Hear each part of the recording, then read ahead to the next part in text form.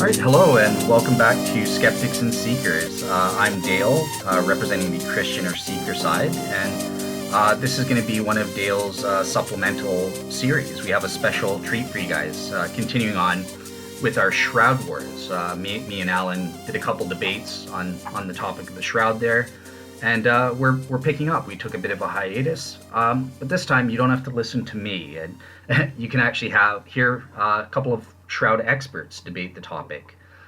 So yeah, in the first place we have Bob Rucker. Welcome to the show, Bob. Oh, thank you. Thanks for being here. And out of curiosity for the audience, both me and Bob, our birthdays were yesterday. So happy belated birthday to you there, Bob. Yes, but you remember I'm twice as old as you are. That is correct, yes.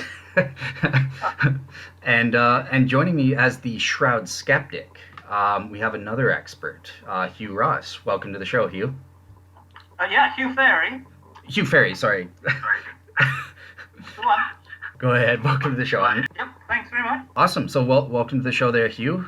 So yeah, I think it's going to be a great debate. So we've split it up into two topics.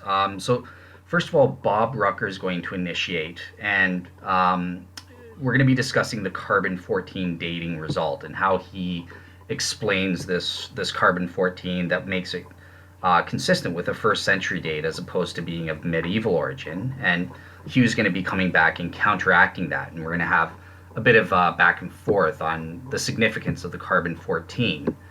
And then after that, we're going to get into the image formation mechanism, and Hugh's going to be leading us off on this front as to what he thinks the best naturalistic image forming mechanism is. And yeah, Bob's going to be coming back on that. So yeah, that's the plan. But before we get into that, I think we should become introduced to our guests. So Hugh Farey, not Hugh Ross. Why don't you give us start us off by giving us sort of an introduction as to who you are and your background and how you got involved with the Shroud. Okay, right. I was 63 about 2 weeks ago. So my birthday's around about the same time. Happy belated. And since about 20, I've been a teacher as a science teacher in a Catholic school here in Herefordshire, England. I just recently retired and now I do independent tutoring. And because I was involved in teaching science in a Catholic school, the Shroud obviously came up, and I was sporadically interested in it for quite a long time. I read all Ian Wilson's books and one or two others that had come out. The Paul Vignon book in the English translation and the Doctor of Calvary and things like that. Mm-hmm. And I was as convinced as anybody that the Shroud was authentic. And then about 10 years ago or so, I started debating this in more detail. And as I studied the primary sources upon which all these books were based, I became more and more skeptical. And in the end, I decided that by and large, I had to come out and say that I decided that the Shroud wasn't authentic, that it was in fact medieval. And then since I've been studying that and continuing to correspond with everybody I possibly can who's still alive, so many of the original researchers now passed, unfortunately, I've become, I suppose, the poster boy for inauthenticity. I hope I've taken over from Joe Nichol as the archdemon of the medieval origin of the Shroud. Okay. Is that about right? Sounds good. Yes, I can't wait to see the demon get into a debate here. So, perfect. So yeah, that's really good. I know personally I've interacted with you in the comments in some of our previous Shroud episodes, so I do know that he has a lot to offer. He has a considerable knowledge base when it comes to the Shroud, so definitely looking forward to having you on here. What about you, Bob? Bob Rucker is on the Pro-Shroud side, so why don't you give us an introduction as to who you are and how you got involved in the Shroud? Yes, I'd like to go in, first of all, just some of my technical background. Graduated from University of Michigan, earning bachelor and master's degree in nuclear engineering in a little less than 4 years. It can be done. And then started working at General Atomics in San Diego in nuclear analysis of nuclear reactors. And ended up there about 25 years in San Diego at General Atomics. I did take about 9 months off in 74, 75, and spent 1 year at Moody Bible Institute in Chicago to get my biblical background. Then went back to General Atomics, finally left there and went out consulting for about, 15 years or so. And during that time, I was the main nuclear analysis computer code or software that I was running was a piece of software called MCNP, which is an acronym for Monte Carlo neutron or N particle. And it's that computer code then that I used to model a human body in a cloth in a limestone tomb as it would have been designed in first century Jerusalem in order to solve the carbon-14 dating problem. Well, so I spent about 40 years in the nuclear industry. Sometimes you're between jobs and whatnot. So some of that 40 years I wasn't working. So I usually list 37 or 38 years of actually working in the nuclear industry. But during that time, I produced 42 referenceable papers, none of them in peer-reviewed journals, all of them for the Department of Energy or Nuclear Regulatory Commission, all internally reviewed. And so that's kind of the process that I've continued with my papers. I have a group here that I'm working with, Richland, Washington, state of Washington, northwestern part of the United States, is where I'm located. And Richland, Washington is one of the premier research centers of the country. We specialize in nuclear research here. This is where they have discovered gravity waves predicted by Albert Einstein so many decades ago. So it's a high-tech center for research. But besides the 42 referenceable papers, I've produced hundreds of memos. It goes on and on. You finally get tired of even telling people about it. But I first saw a picture of the Shroud when I was in the Parade magazine, about 2 inches high, when I was maybe 13 or 14 years old, and just was very negative about it. This can't possibly be. Everyone would know about it if it were true. But then decided I should be a little bit more open than that. And gradually, through reading the various books, whenever I would find them on the topic, I became convinced that it was probably authentic as far as I could tell. And then in 1978, the STIRP analysis was done, and I think that evidence was very, very positive as well toward the authenticity of the Shroud.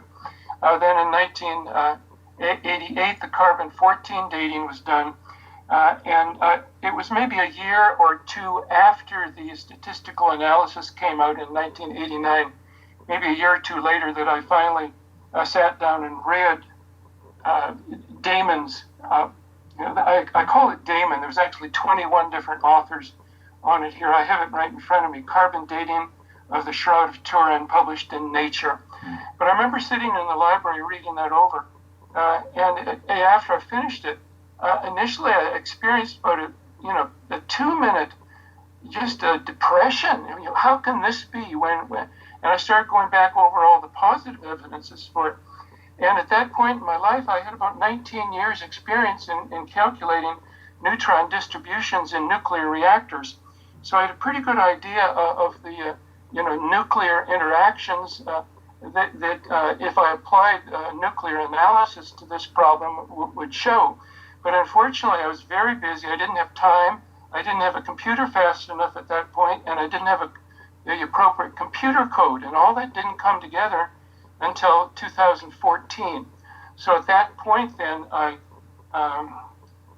modeled a human body in a cloth in a limestone tube and did probably 400 or 500 long computer calculations, each one taking 6 to 13 hours on my quad-core computer in order to bracket all of the unknowns, unknown energy, directions, etc.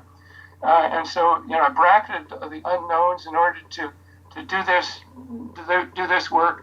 and it was quite extensive. I then wrote it up and then made a presentation on it at the Shroud conference in St. Louis in 2014, and then continued working on the Shroud in my papers. My website is shroudresearch.net. If you're at the computer, please go there, shroudresearch.net. And on the research page, I have 22 papers on the Shroud that are on that website at this point. So I've continued my work for the last 5.5 years, full-time, on the Shroud of Turin, with the objective of trying to solve the mysteries of the Shroud. A couple of years ago at Christmas, I bought one of these glossy magazines, 100 Greatest Mysteries. It had one page on the Shroud of Turin, but the Shroud of Turin was on the cover of U.S. News in 2002. It was on the cover of Time magazine in 1998, and there was a 4-page fold-out spread in June 1980 of National Geographic. So I realized that people today are not all that familiar with it, especially young people, but the older people are very familiar with it in general and well known. But the objective here for me is to solve the mysteries of the Shroud of Turin. And maybe that's enough said at this point. Excellent. Perfect. All right. So I think at this point, we'll get straight into the main focus of the debate with our first topic. And this is Bob Rucker's initiating argument, and it's getting into his research on the number one evidence that is alleged to show the Shroud is in fact medieval, the 1988 carbon-14 dating results. So what we'll do at this point, since Bob's initiating, we'll give Bob 10 minutes or less to make his intro statement. Then we'll do the same with Hugh, give him 10 minutes or less for his counter. And then we'll open it up to an informal dialogue and discussion and try to, see if we can get to the truth of the matter on this. So yeah, Bob, I'll turn it over to you to give your intro for the carbon-14 dating aspect there. Yes, thank you. Let me apologize, first of all, that I don't have 3 hours to do this, so that we can't go into all the detail to have you fully understand it. Unfortunately, most people are not familiar with nuclear analysis techniques or statistical analysis techniques, and so it becomes very difficult for the scientist, the mathematical analyst, to explain to the layman what they're talking about. And so I've taken a lot of documents, papers that I've written in order to do that. Now, on my website, shroudresearch.net, my main papers on the carbon dating problem for the Shroud of Turin are my papers 11, 12, and 13. And it's the same title, the carbon dating problem for the Shroud of Turin, but broken into 3 different parts. Paper 1 is part 1, which is background. Part 2 is statistical analysis, and part 3 is the neutron absorption hypothesis. So we go through in a sequential fashion here. So part 1 was just to try and help the layman understand the different terminology and the different concepts that I would then talk about in the next 2 documents. So then the part 2, paper 12, was on the statistical analysis of the actual data that was published in the 1989 statistical analysis called Damon, that was published in the Nature journal. And then as a result of that nuclear statistical analysis, I realized that there was good reason to search for something that increased the carbon-14 content on the Shroud of Turin, because it's highly likely that there was such a thing going on as indicated by the data that was published in Nature. And of course, Tom Phillips, in one of the letters to the editor in that same volume of Nature, indicated his observation and that was February 16th of 1989 in Nature. In a letter to the editor, Tom Phillips, who at that time was working with the Harvard Laboratory, his PhD working in cosmology at the present time, but he observed that if there were neutrons involved in any unique event in the tomb, that they would have been absorbed in a variety of different things, some of which would then cause a new carbon-14 to be produced on the shroud, and therefore a potential source for shifting the carbon date from the true date to an apparent date, which might be entirely hidden to the layman that was going on. So as I was sitting in the library reading the February 1989 Nature journal for the first time, after about 2 minutes of depression, it occurred to me that if the image on the shroud, which is a full body image, if that image was due to a radiation event in the tomb from the body, that came from the body, there could also have been neutrons emitted. Now, according to the biblical record, or I could say historical record, their observations that they reported was that the entire body had disappeared. So that those two evidences of the entire body images on the cloth and the historical report that the entire body disappeared. That led me then to assume, as a first assumption in my calculations, that the neutrons were emitted throughout the body. And that seemed a reasonable starting point. And if that turned out to be consistent with the measured results on carbon-14, so much the better. And so that's where I started. But then it occurred to me, as I sat in the library, it occurred to me that if there were neutrons emitted from the body, that in the tomb they would basically form a cosine distribution. A cosine distribution is peaked at the center, falls off on either side. Now, I also realized that it would be shifted somewhat toward the center of the body mass, but still falling off on either side. The important point there is that the neutron distribution that would occur in the tomb, based on my 19 years of experience of calculating neutron distributions in nuclear reactors, that it would be very highly sloped at the area where they took the samples from in 1988 to do the carbon dating. So in other words, I thought if this hypothesis that I was coming up with was true, then what we would see would be different ages in the three different samples, even though the samples were only about 1 to 1.5 centimeters in dimension, half an inch, and so that they were right next to each other on the cloth, though just slightly different in location. But that, because of the highly sloped neutron distribution that I was just hypothesizing in my mind at that point, that it should date differently. And so the first thing that I did as I sat in the library was that I looked at the dates that were obtained for the three different laboratories, Zurich, Oxford, and Tucson in Arizona.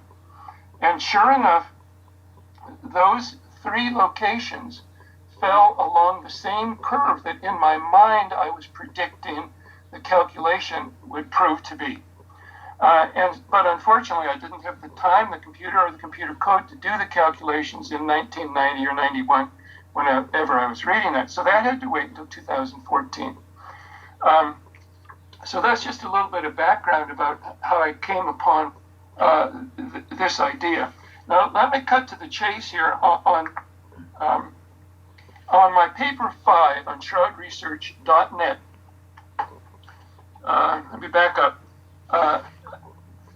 My reading of 60 or 70 years of research from 1898, when Segunda Pia took the first photograph, up through 5, 6, 7 decades, where very highly qualified individuals, basically studying the blood, became convinced that this was real blood from a real crucified man. So there was a crucified man in the cloth that resulted in that blood on the shroud. And there's several different reasons for that. And we could go into that, but I won't at this point.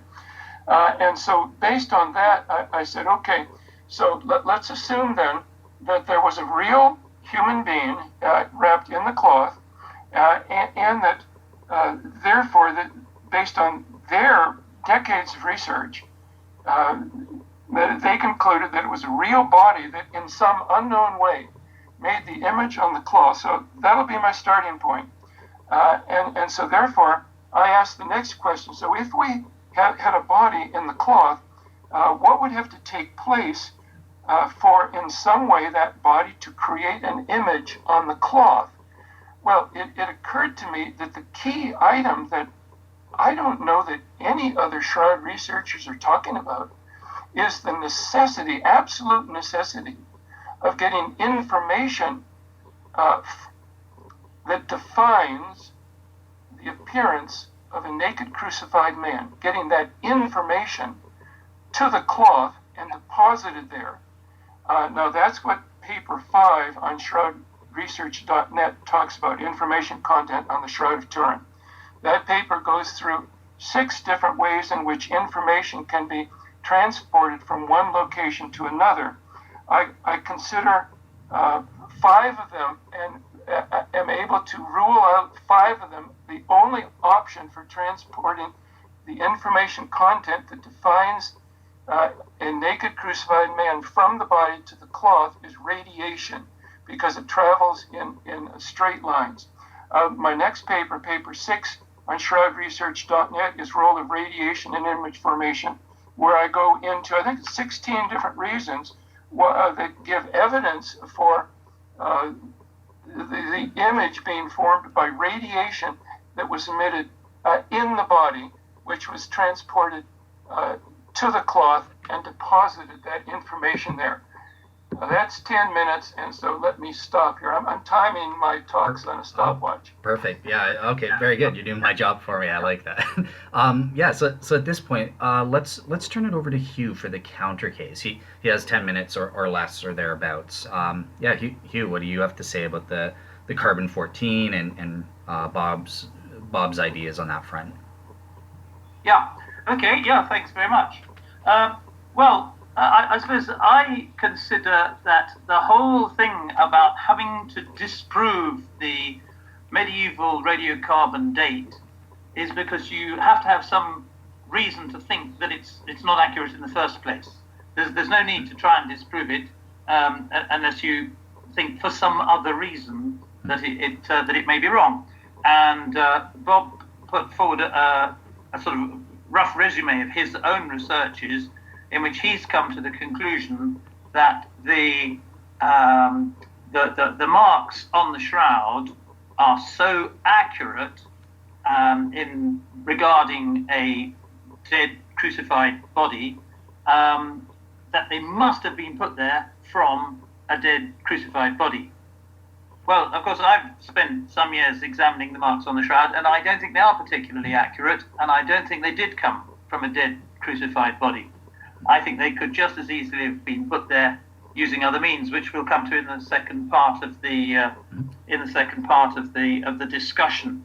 I've got 1 or 2 comments, but we'll get into in more detail a bit later on.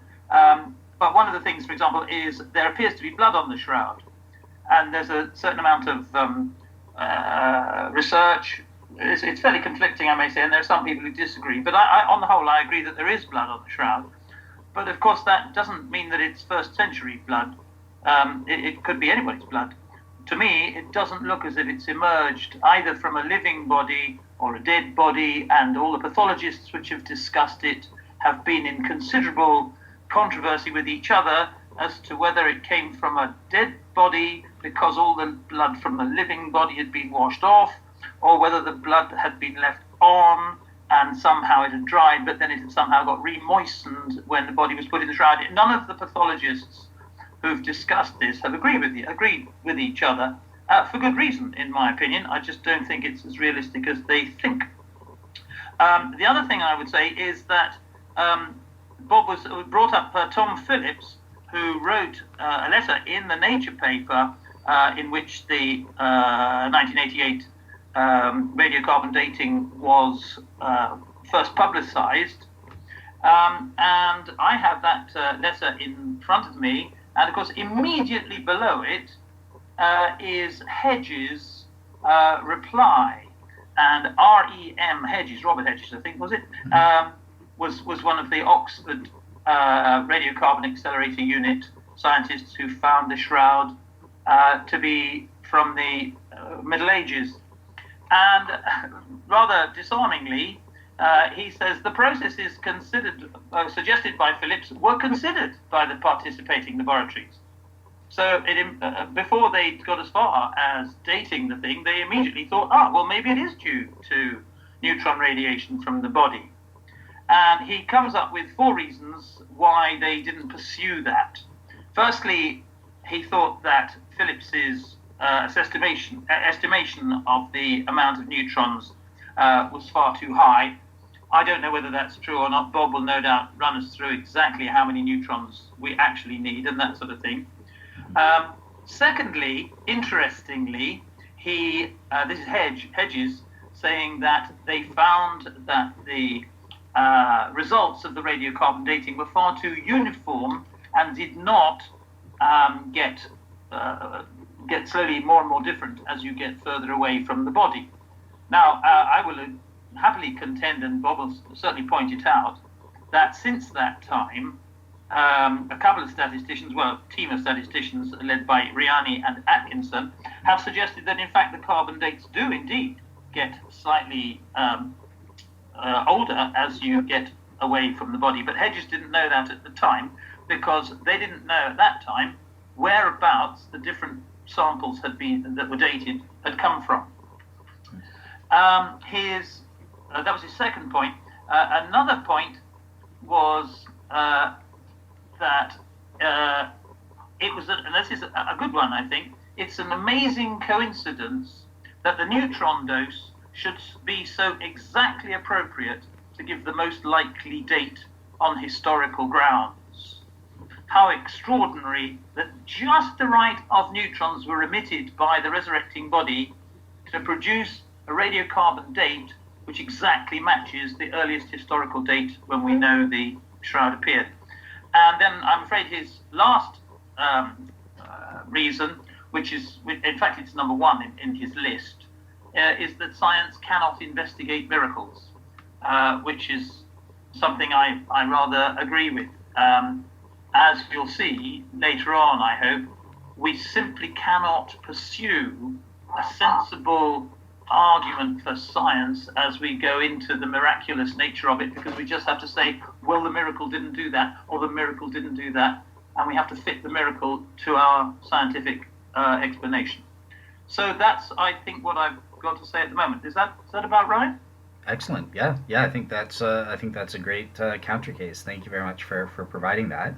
What we'll do now is I'm going to open it up to an informal discussion between you and Bob on some of these points. I'll start with Bob, if you want to respond to what Hugh's presented or clarify anything you've said in terms of getting the discussion started. Yes, I should have been writing down Hugh's points as we go, but just I wasn't. I'll try and do that in the future. But let me just say a few things. I have a group of maybe 10 people that are working with me here. That's our Shroud research team that we have in Richland, Washington. And we're composed of Protestants, Catholics, and agnostics. And so what we're committed to is to do good science. We never talk about miracles. We never talk about the supernatural. I have learned, maybe from hard experience, not to be talking about miracles or supernatural, because those are just red flags, and it's to many people, especially scientists. And so what I talk about is events that are beyond or outside of our current understanding of the laws of physics. Now, there's a called the philosophy of naturalism, and scientists are very good at assuming that naturalism has to be applied. But in my paper, let's see, it's paper 19 on my website, I go into, it's a status of research on the Shroud of Turin. On page 2, there's philosophy of Shroud research, about a page and a half long, as to the reasons why naturalism ought not to be applied to the Shroud of Turin. And the bottom line is that, I can wear two hats here.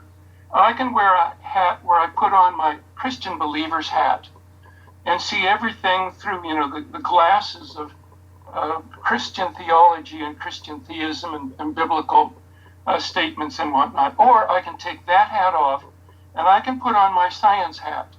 And so that's what I think in this discussion I need to be wearing, is my science hat. And in wearing that science hat, I can be objective, and I ought to be objective now, and be neutral in deciding issues. Now, what I mean by neutral is that when I approach the investigations on the Shroud of Turin with my science hat on, I say that maybe the shroud is the authentic burial cloth of Jesus, or maybe it's not. And if it is the authentic burial cloth of Jesus, maybe the image resulted from a unique event that occurred to the body of Jesus there in the tomb, or maybe it wasn't. And I say, if it was a unique event, maybe it was the resurrection, maybe it wasn't. So that's what I mean by a neutral mindset. And so that I see a Christian is much less likely to be biased on this investigation of the Shroud than an atheist, because I have my bookshelf next to me here, and it's 7 feet high and 8 feet long, and I have one entire shelf 8 feet long dedicated to apologetics books, Christian apologetics books, and you go through them, and they don't talk about the Shroud of Turin.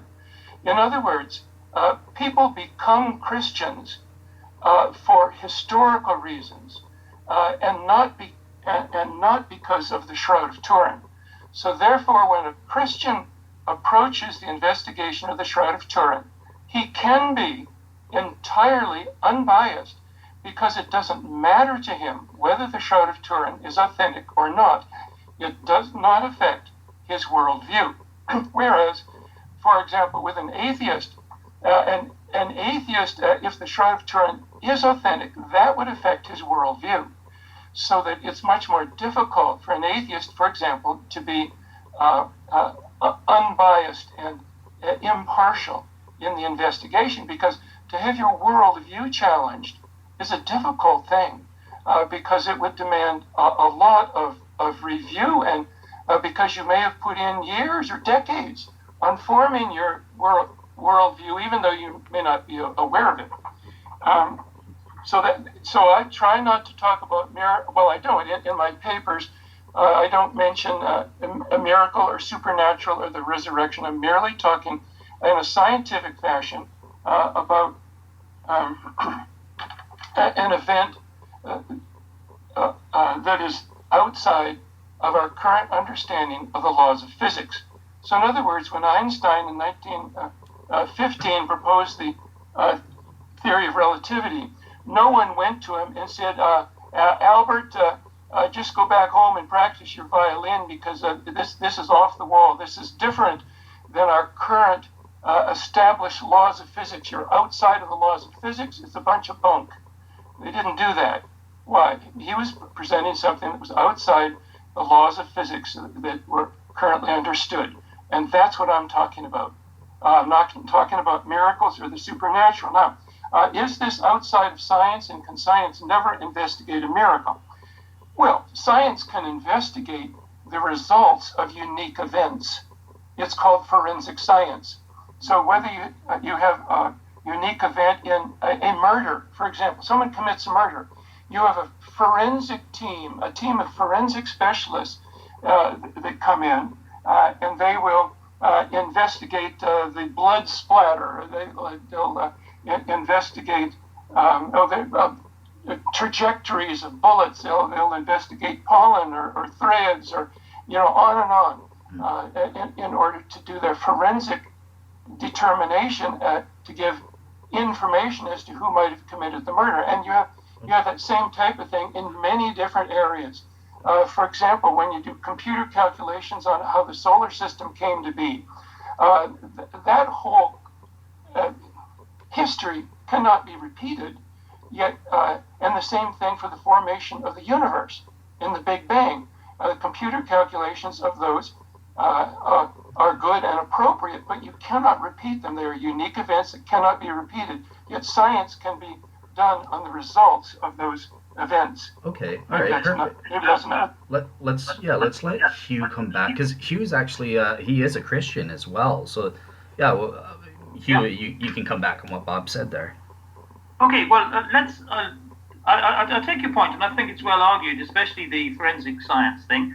I would say that if an atheist became convinced that the Shroud was authentic, I don't think it would necessarily destroy his point of view. He would merely have to accept that Jesus existed, and he would look for a naturalistic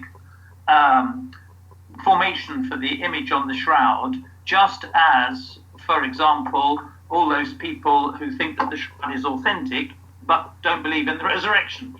People like Barry Schwartz, for example, who's a Jew and therefore has no interest in the resurrection, or indeed all the thousands of Ahmadiyya Muslims who also think that the Shroud is authentic but not produced by some physics outside our current understanding.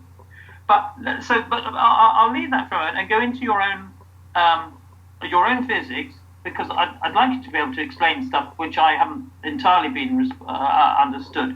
And that is, following Hedges' idea that it's extraordinarily precise that just the right amount of neutrons were delivered to produce just the right date that we might expect from the origin of the Shroud. Now, if I'm correct, you postulate a particular number or proportion of neutrons coming from the model body that you have in your model. Is that right? Yes, that's right. You list the total number of neutrons, and you have a particular proportion. I can't remember what the proportion is. Is it about 8% or something like that? The MCNP code normalizes all the results to one source neutron. What I had to renormalize all that in an Excel spreadsheet in order to calculate the amount of increase in the carbon-14 content at the 1988 sample location. The carbon-14 at that location has to be increased by 16% in order to shift it from the time of Jesus to the uncorrected raw value of 1260. There you go. And the number of neutrons that would have to be emitted from the body to produce that was 2 times 10 to the 18th. That is 2 followed by 18 zeros. Now, I also calculated the number of neutrons that would be in the human body, because every atom is composed of electrons, neutrons, and protons. So given the weight fractions of the different elements in the human body, you can calculate the number of electrons, neutrons, and protons in the human body. And so for a body of about 170 pounds, which they think that the man in the Shroud was 170 to 175 pounds, there would be about 2 times 10 to the 28th neutrons. So that the number that would have to be emitted would be about 1 neutron per 10 to the 10th that are in the body. And so that's an extremely small fraction, about 1 neutron in every 10 billion that are in the body. And I'm not even saying that they necessarily came from the body. They may have been from another source entirely, from an energy source within the body, which then coalesced into stable forms, such as neutrons or protons. Yeah. But so had there been 1.5 times 10 to the 8th neutrons, it wouldn't have come up to be a date of about 1350. And had there been 2.5 times 10 to the 18th neutrons, it wouldn't have come up to, it would have been far more than 1350. So you've got a very precise number. I mean, I know it's to the nearest million or something, but it's quite a precise figure. And had it been a little bit more, a little bit less, it wouldn't have come to that date. And Bob, just before you come back and answer that, I think what Hugh's point as well is he's saying, like, it just has to be very precise, and it just happens to come up to the same date that we get from historical evidence, like the memorandum of Bishop Darcis. They just happen to coincide. So if you wanted to address that aspect in your answer as well. Yes, well, I just did a quick calculation here. The range of the carbon-14 dating was 1260 to 1390. So that's a 130-year period. Now, the dates that I'm producing on my distribution run from probably, I'm guessing here, from maybe 1,000 up to 8,500 AD is what I'm producing on the Shroud. In other words, this neutron distribution would cause every location on the Shroud to date differently. Underneath the center of the body mass, on the dorsal image, if you could get a sample there, and you're not going to, but if you could get a sample there, my computer code predicts that you would date that to 8,500 AD, well into the future, if you use the same equations that are normally used for calculating the date from the amount of carbon-14. In other words, this future date would result from an amount of carbon-14, a new amount of carbon-14 being produced on the Shroud in excess of what you'd expect there. Now, so if we take the 130-year delta T on the range between 1260 and 1390, and we divide by about 8,000 years, that's the range of the years that we see across the Shroud, that gives a probability of about 1.6%. So it's not extremely unlikely. It's about 1.6% chance that you would sample from a location where you would get a date within the carbon-14 range. But not that particular location. You could. That's right. I mean, they could have sampled anywhere on that. Yeah, that's right. In order to get that particular date from that particular location, then you have to go for 2 times 10 to the 18th neutrons, and not say 2 times 10 to the 19th neutrons. Well, if it was 2.5 times 10 to the 18th, then a sample location just 2 inches further from, that closer to the edge would then date within the carbon-14 dating range. Yeah, well, it would, but they didn't take it from there. They took it from one particular place for which only one particular value fits. That's point. They were lucky in that sense. It was fortuitous. I would say it was simply fortuitous, with a probability of about 1.6%. Of all the possible amounts of neutrons which could have been radiated, up to, assuming they came from the body, up to 2 times 10 to the 28th, is it not staggeringly precise that only 2 times 10 to the 18th would produce exactly those dates at exactly that place? That was Hedges' problem.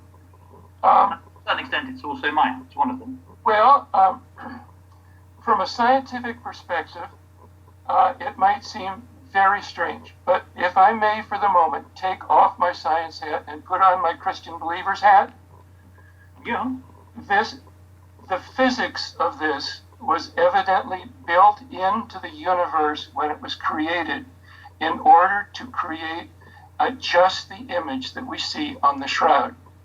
Okay, let me take my Christian believer's hat off and put on my science hat again. Okay, that would be my response.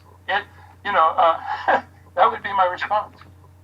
Okay, no, that's fair enough. But it's you can understand. I mean, I hope you could understand Robert Hedges thinking that it was quite an extraordinarily precise amount, and his idea was that it would beyond the possibility of coincidence. And indeed, your idea is also so that it's beyond the possibility of coincidence, if you had to put on your Christian hat to explain that. Yes, it's outside of science. Yeah. Okay. That's fine. So that was one thing. Well, so I won't pursue that because you're interested. It's interesting to say that the neutrons may not have come from the body, but they certainly came from within your model of the body. They couldn't come down through the roof or anything like that. Yeah, what I said was that in my model, I assumed that the neutrons were emitted from within the body. And that assumption then led to consistency in every respect to the carbon dating on the Shroud of Turin. And so my conclusion here is the carbon dating results do not disprove the authenticity of the shroud. In fact, they do the exact opposite when you get into the details of it. In fact, what it requires is that there was a burst of radiation from a dead body. And as we look through all of our historical documents, the only option that rises to the level of consideration is that dead crucified body that emitted a pulse of radiation strong enough to create the image and to shift and to release enough neutrons to shift the carbon-14 date from the true date to an apparent date. I don't know. I'm getting a little... Excuse me. I take your point. I understand it. It just seems to me just, even from a Christian point of view, slightly duplicitous. Can I go? Yeah? Go ahead, Bob. Can I go into if you want to talk about duplicity, can I go into the problems with the carbon dating that was done in 1988 and then published in 1989? There are significant problems to that document which the layman would not recognize, unfortunately, due to the technical nature of the document. We can get into that, and you can discuss. Just so you know, when you guys finish discussing that topic, I do have a question for Hugh based on one of his 4 things that wasn't discussed. But yeah, so go into the duplicity aspect. I'll let Bob carry on with his thing. Although I wasn't referring to the duplicity of people, I was referring to the duplicity of God, that he should emit exactly the right number of radiations to fool me. I find that very irritating of him. Gotcha. Okay, so sorry. Go ahead, Bob. Yeah, I don't understand. What is it you're saying? To form you? It's why should if the shroud is due to something outside our current understanding of the laws of physics in connection with the resurrection, it seems strange that the resurrection should produce exactly the right amount of data that would allow people to understand that the shroud was produced exactly when the historical record says it was produced. That just seems not the nature of Christ, really. Well, I think the historical record goes way back before the 1356 showing in Lorraine, France. I carry in my pocket an authentic Byzantine coin with the face of Jesus, and it's dated to 1025 to 1028. Now, the range of the carbon dating supposedly was 1260 to 1390. So the difference between the 1260 date and my coin of 1025 is 235 years. Now, the 1 sigma on the carbon dating is 31, so that's 7.5 sigma below the carbon 14 dating, and the carbon 14 range was already 2 sigma, so that my coin is now 9.5 sigma below the carbon 14 dating, and that's not going to happen by chance. My coin not only disproves the carbon 14 dating, it also raises the very serious question: how and why can the carbon 14 dating be so wrong? And that's a significant question that my calculations answer. Yeah, but it does rather assume that your coin has a face on it which must have been derived from the shroud, which I don't think it was. Okay, so okay, yeah, perfect. So I see. I take your guys' Yes. point there, but Bob, you mentioned you wanted to speak about the carbon 14 scientists and any problems Yes. that you have with their particular report. So yeah, let's Yes. have you give that and see how Hugh comes back with that. Yeah, yes. Now, see, the problem here is that I would like to do this after about an hour of lecture. And normally, when I stand up to lecture, I talk for about 2 hours and 20 minutes until I collapse. But I'll do the best job that I can here just going through this document. This is radiocarbon dating of the Shroud of Turin by Damon, Donahue, Gore, Hathaway, etc., 21 different authors, which is very unusual in sense in itself to list that many. But that was in Nature, February 16th, 1989. So now the conclusion, and I've numbered each paragraph here, and so I'm going to be giving by paragraph and by sentence in the paragraph.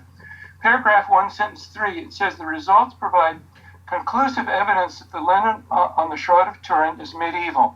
In paragraph 28, sentence 2, it says these results therefore provide conclusive evidence that the linen of the Shroud of Turin is medieval. Same statement, basically. But they're making a very strong statement that this is conclusive evidence. Now, let's first of all go into the untruths that are in this. And what I'm referring to is their reference. Several times they refer to 4 different measurements being done in Arizona, whereas in reality it was 8. And this was only made clear in recent years. For example, in paragraph 51, sentence 1, the Arizona group split each sample into 4 samples. Well, no, it was 8. Paragraph 21, sentence 3, each date represents a unique combination of pre-treatment and measurement run and applies to a separate subsample. No, Tucson averaged pairs of values in order to condense the 8 actual measurements down into 4 values that they then submitted.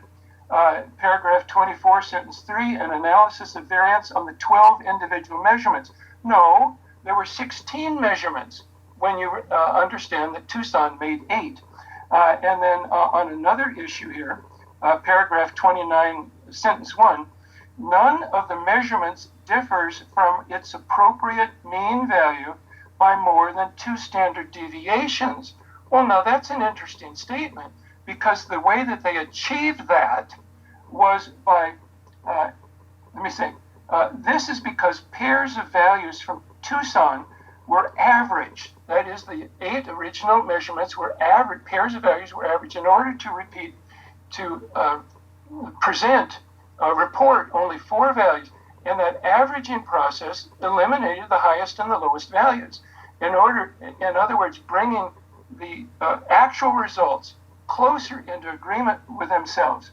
So this is because pairs of values from Tucson were averaged, thus eliminating the high and low values, and the uncertainty for Tucson's mean was calculated from the scatter of values rather than from the measurement uncertainties, as they stated that they intended to do. So in other words, they stated one thing and one method of analysis, and they did it for the 3 different standards that they also measured, but they did not do that methodology that they said that they were going to do for the Shroud of Turin because they couldn't, and because the data was bad. Now let's go into the contradictions and the bad assumptions. In paragraph 22, sentence 3, it says the underlying principle of the statistical analysis has been to assume that, and I'm just quoting from their document, to assume that unless there is strong evidence otherwise, the quoted errors fully reflect all sources of error, and that weighted means are therefore appropriate. Now, for the layman, are they going to understand this? I don't know, but I'm putting this out anyway. Now, my response. This process was followed for the 3 controls, but could not be followed for the Shroud because the range of the measured values was inconsistent with the measurement uncertainties. So the question is, why? Why were the measurement values inconsistent with the measurement uncertainties? And that is what requires an explanation. And that's why I did my nuclear analysis computer calculations. Okay. All right. Cool. I'll turn it to Hugh because I know that Hugh and Bob have kind of discussed this in the comments previously, but yeah, now we get to hear it live in the flesh. So yeah, Hugh, what do you make of these issues? Yeah. Well, I really don't know. I've been trying to find out. Just recently, as Bob will certainly know, Tristan Casabianca has been trying to get as many of the original laboratory papers from that radiocarbon dating, and has succeeded in downloading, I think, something like 750 pieces of photocopying or getting, scanning 750 bits of document. And indeed, they do show that the Arizona took 8 measurements, and those measurements were paired to produce 4 measurements. And I've been wondering why that should be. And I've asked Tristan Casabianca if he can tell from the documents that he's discovered whether they actually had 8 individual samples, as Bob is suggesting, or whether they had 4 samples, as mentioned in the Damon paper, and they tested each sample twice, and then added the 2 averages together to produce the pairs. Otherwise, I'm unable to speculate as to why they bothered to produce 4 measurements for the Nature paper instead of 8. Why not 8? What did they have to gain by combining them into 4? And under why did they combine them into 4? Did they just take pairs of measurements at random? So I don't think that they did have 8 subsamples. I think the Damon paper was correct, and there were 4 subsamples, and that the 8 measurements come from running each of those subsamples twice. Now, you might say, well, that's just a guess on your part, and why shouldn't you be wrong, and why shouldn't Damon be wrong and Bob be right? Well, there's another parallel, which is quite extraordinary, and perhaps, I hope, supports my hypothesis, and that is that in the Damon Nature paper, Oxford have dates for 3 samples. It says that Oxford divided their piece into 3 subsamples, and the dates for those 3 subsamples are in the Nature paper. But the data discovered by Tristan from the British Museum recently says that Oxford actually had 5 measurements, because what they did was they measured 2 of their samples twice. And so that they had 2 measurements from 2 samples and 1 measurement from the other samples. Naturally, they combined them so that they got 3 dates for 3 samples. And I think Arizona got 4 dates for 4 samples. Now, Zurich seemed to have kept theirs very secretively. They had 5 samples and they gave 5 dates for it, but we don't really know how many actual raw dates there were. I think people don't really understand exactly how the carbon dating procedure works. You get a piece of cloth and you burn it so that it turns into carbon dioxide, and then you reduce it. You take the oxygen away from the carbon dioxide so it turns into pure carbon in tiny little pits about 1 millimeter across on a wheel. The wheel has 10 little pits in it, and the single sample, as I understand it, disappears in little bits of carbon on 8 of those pits, sometimes 6 or 7, but often 8. And the other 2 little pits have got control samples in them. So you've actually got 8 little bits of a single piece of cloth on one wheel. And then that wheel rotates slowly around inside the machine, so that each of those 8 little pits produces 8 different results, which is averaged, and that is called 1 run. And you can go around that as many times as you like. You get 2 runs, 3 runs, 4 runs, 5 runs. So in fact, each laboratory carrying out the same procedure, or roughly the same procedure, actually ended up with hundreds of measurements. Not 4 or 8 or 5, but literally hundreds, which all had to be combined and were combined So that in the end, for the paper that was finally published, each subsample had its own date. Is that making any sense at all to anybody? Yep. And go ahead, Bob. I was just going to say yes, I understand the process. I think what happened here was that Tucson, in doing this, multiple run on each sample, as Hugh has suggested, ended up with 8 samples that were measured. They were then turned in, and the statistical analysis turned out to be so poor that they were then requested. They basically said, what are we to do? And the suggestion came back to them was to simply average pairs of values that were taken on each day. There were 4 different days, 2 runs on 2 samples analyzed on each day, so that they averaged the 2 different values on each day in order to reduce the 8 different values down to 4 values. I believe that's the case. The information that Casabianca has received finally, after decades, we finally have the information that we've always needed and always wanted. Why so long? What are they trying to hide? It really makes you think they're trying to hide something. Well, let me, can I go into the last point on contradictions and bad assumptions in order to try and clarify this? Because the major problem was not that they reduced 8 values down to 4. The major problem was in their assumption, and that's in paragraph 23, sentence 2. It says, the results of this test given in table 2 show that it is unlikely that the errors quoted by the laboratories for sample 1, now sample 1 is the Shroud, fully reflect the overall scatter.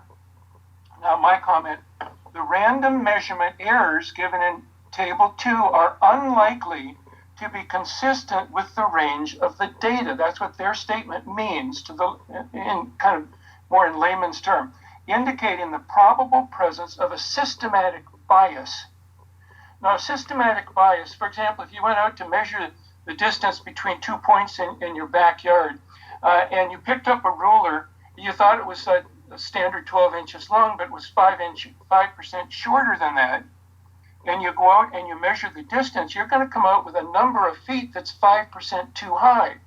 And no matter how many times you make that measurement, it's always going to be 5% high because of this systematic bias in the measurement technique that you're using.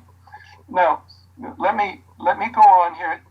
Quoting again from them, the errors might still reflect the uncertainties in the 3 dates relative to one another, but in the absence of direct evidence of this, it was decided to give the 3 dates for sample 1, that's the Shroud, equal weight in determining the final mean.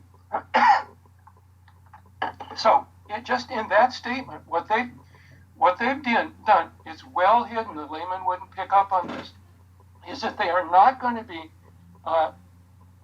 utilizing the measurement uncertainty data. They're going to assume it away. And that is simply not allowed in statistical analysis. When I was at General Atomics, I was in charge of a small statistics and measurement group for about 5 years. And we were measuring, thousands of containers of fissile material. And if I had ever said that, well, we're just going to ignore the measurement uncertainties, I imagine they would have fired me. That's just not legitimate. That's not good science. That's terrible science. That's terrible statistical analysis, yet that's what they're doing. They're simply ignoring the measurement uncertainties. Why?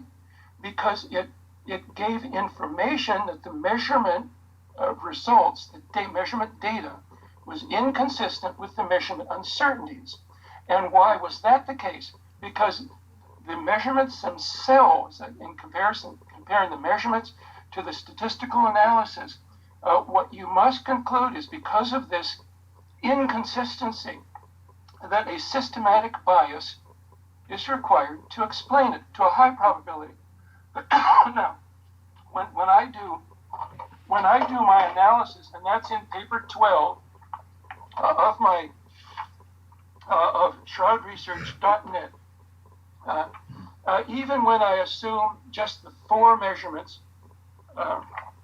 produced listed in Damon on my table 5, using their data, and I do the standard chi-squared statistical analysis, which is the same technique that they were using in Damon. Same technique, only they stopped at midpoint and never gave the answer to it.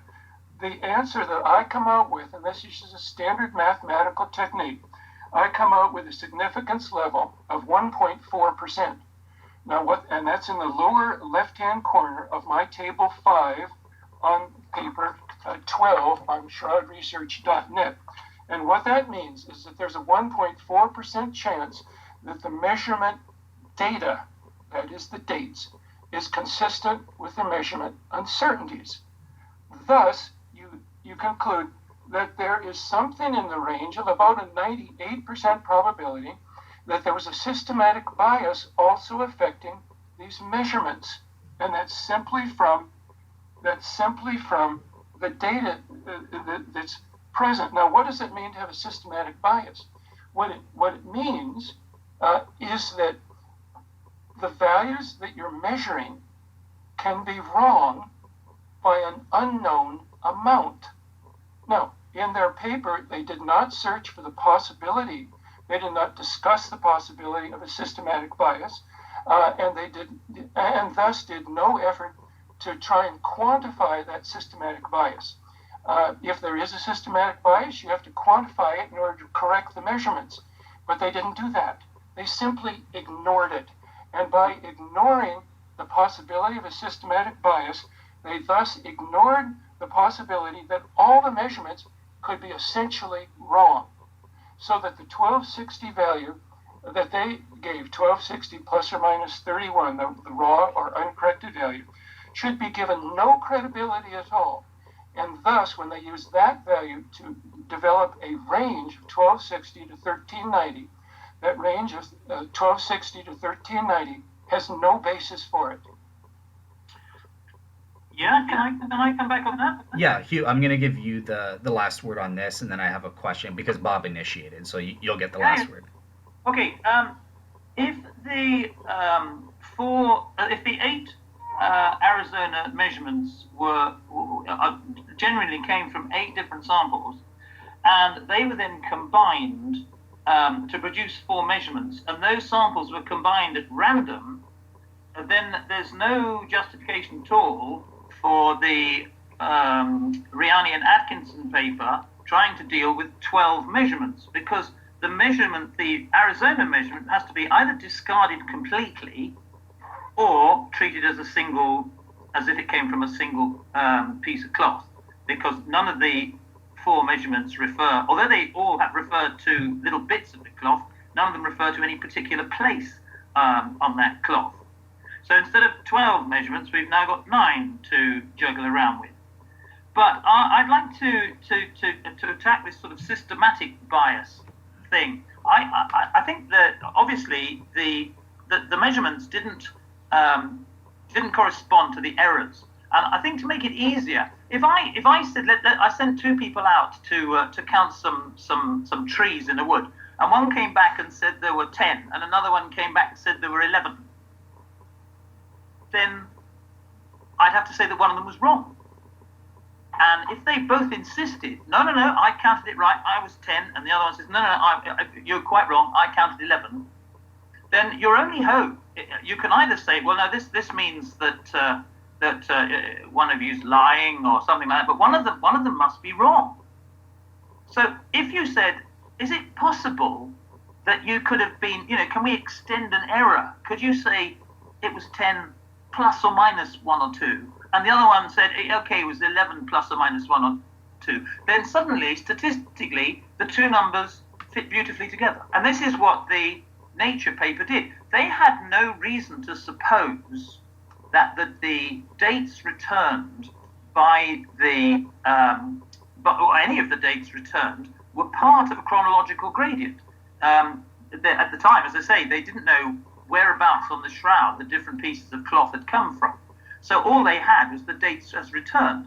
And if some of them didn't match up, they closely, I'd say closely, they match up to within 100 years or so. But if they didn't actually match up because of the errors, then all they could do was to say, well, maybe the errors were a little bit bigger than people thought. I think people reading the Nature paper don't understand that. Curiously, especially according to the way in which statistics works out, the bigger the error, the more consistently 3 or 4 measurements can be seen to come from the same from the same sample. If there's a tiny error, then, as I say, you get 2 people arguing, it's 10, no, there's 11, no, there's 10, no, there's 11. And all you can say is, this doesn't match up, we've got no idea. But as soon as they admit to a certain amount of error, then the 2 things can be matched. And that's what the Nature paper did. Now, I think if they'd had a clue that the Arizona sample was at one end, and the Oxford sample was at the other end, and the Zurich sample was in the middle, they might have realized that there was a chronological gradient and accounted for the fact that the 3 samples didn't match up in a slightly different way. Gotcha. I think that's my response. Okay, perfect. So at this point, I'm gonna get your guys' feedback, but first of all, my question for you, Hugh, is I noticed. So I think we've pretty well covered 3 of the 4 reasons, but the second reason that Hedges took issue with Tom Phillips, you're talking about the uniformity of the results are somehow inconsistent with what Bob is saying. Now, you did mention that later on statisticians have shown that's not the case, but I'm just sort of wondering, is there anything with this reason that could be used? Do we have any data or anything that can rule out Bob's hypothesis or that sort of thing based on the uniformity issue, or is that just that's an outdated issue?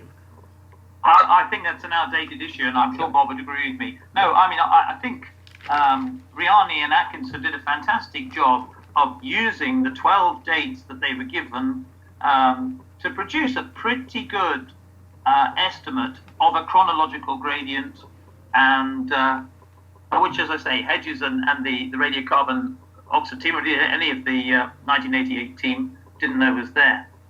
Perfect. Okay, perfect. So I think we've covered the carbon-14. Are you both agreed? Are you happy with what we've covered, or do either of you want to continue on a little bit more on the carbon-14? Is there anything we've missed? Can I just I'll leave it to you, Bob. Age before beauty, as they say. Well, yes. Let me come back here with some of your consideration about people counting trees in the forest. Your cute little example does not undo my 3 months of calculations on the data that was actually obtained in Damon. No, I'm not saying. And for example, the 2 people going into the forest to count trees, that's not a systematic bias. That's a random error. Yeah. People were randomly making different judgments as to how many trees were there. That's a random error. That's not a systematic bias. No, I don't think that the results in the nature paper necessarily need be interpreted as systematic. Yeah, they do. In all probability, because again, what I say in Table 5 of my paper, the probability that the measured values are consistent with the measurement uncertainties is only 1.4%. Therefore, you cannot say that there was no systematic bias to it.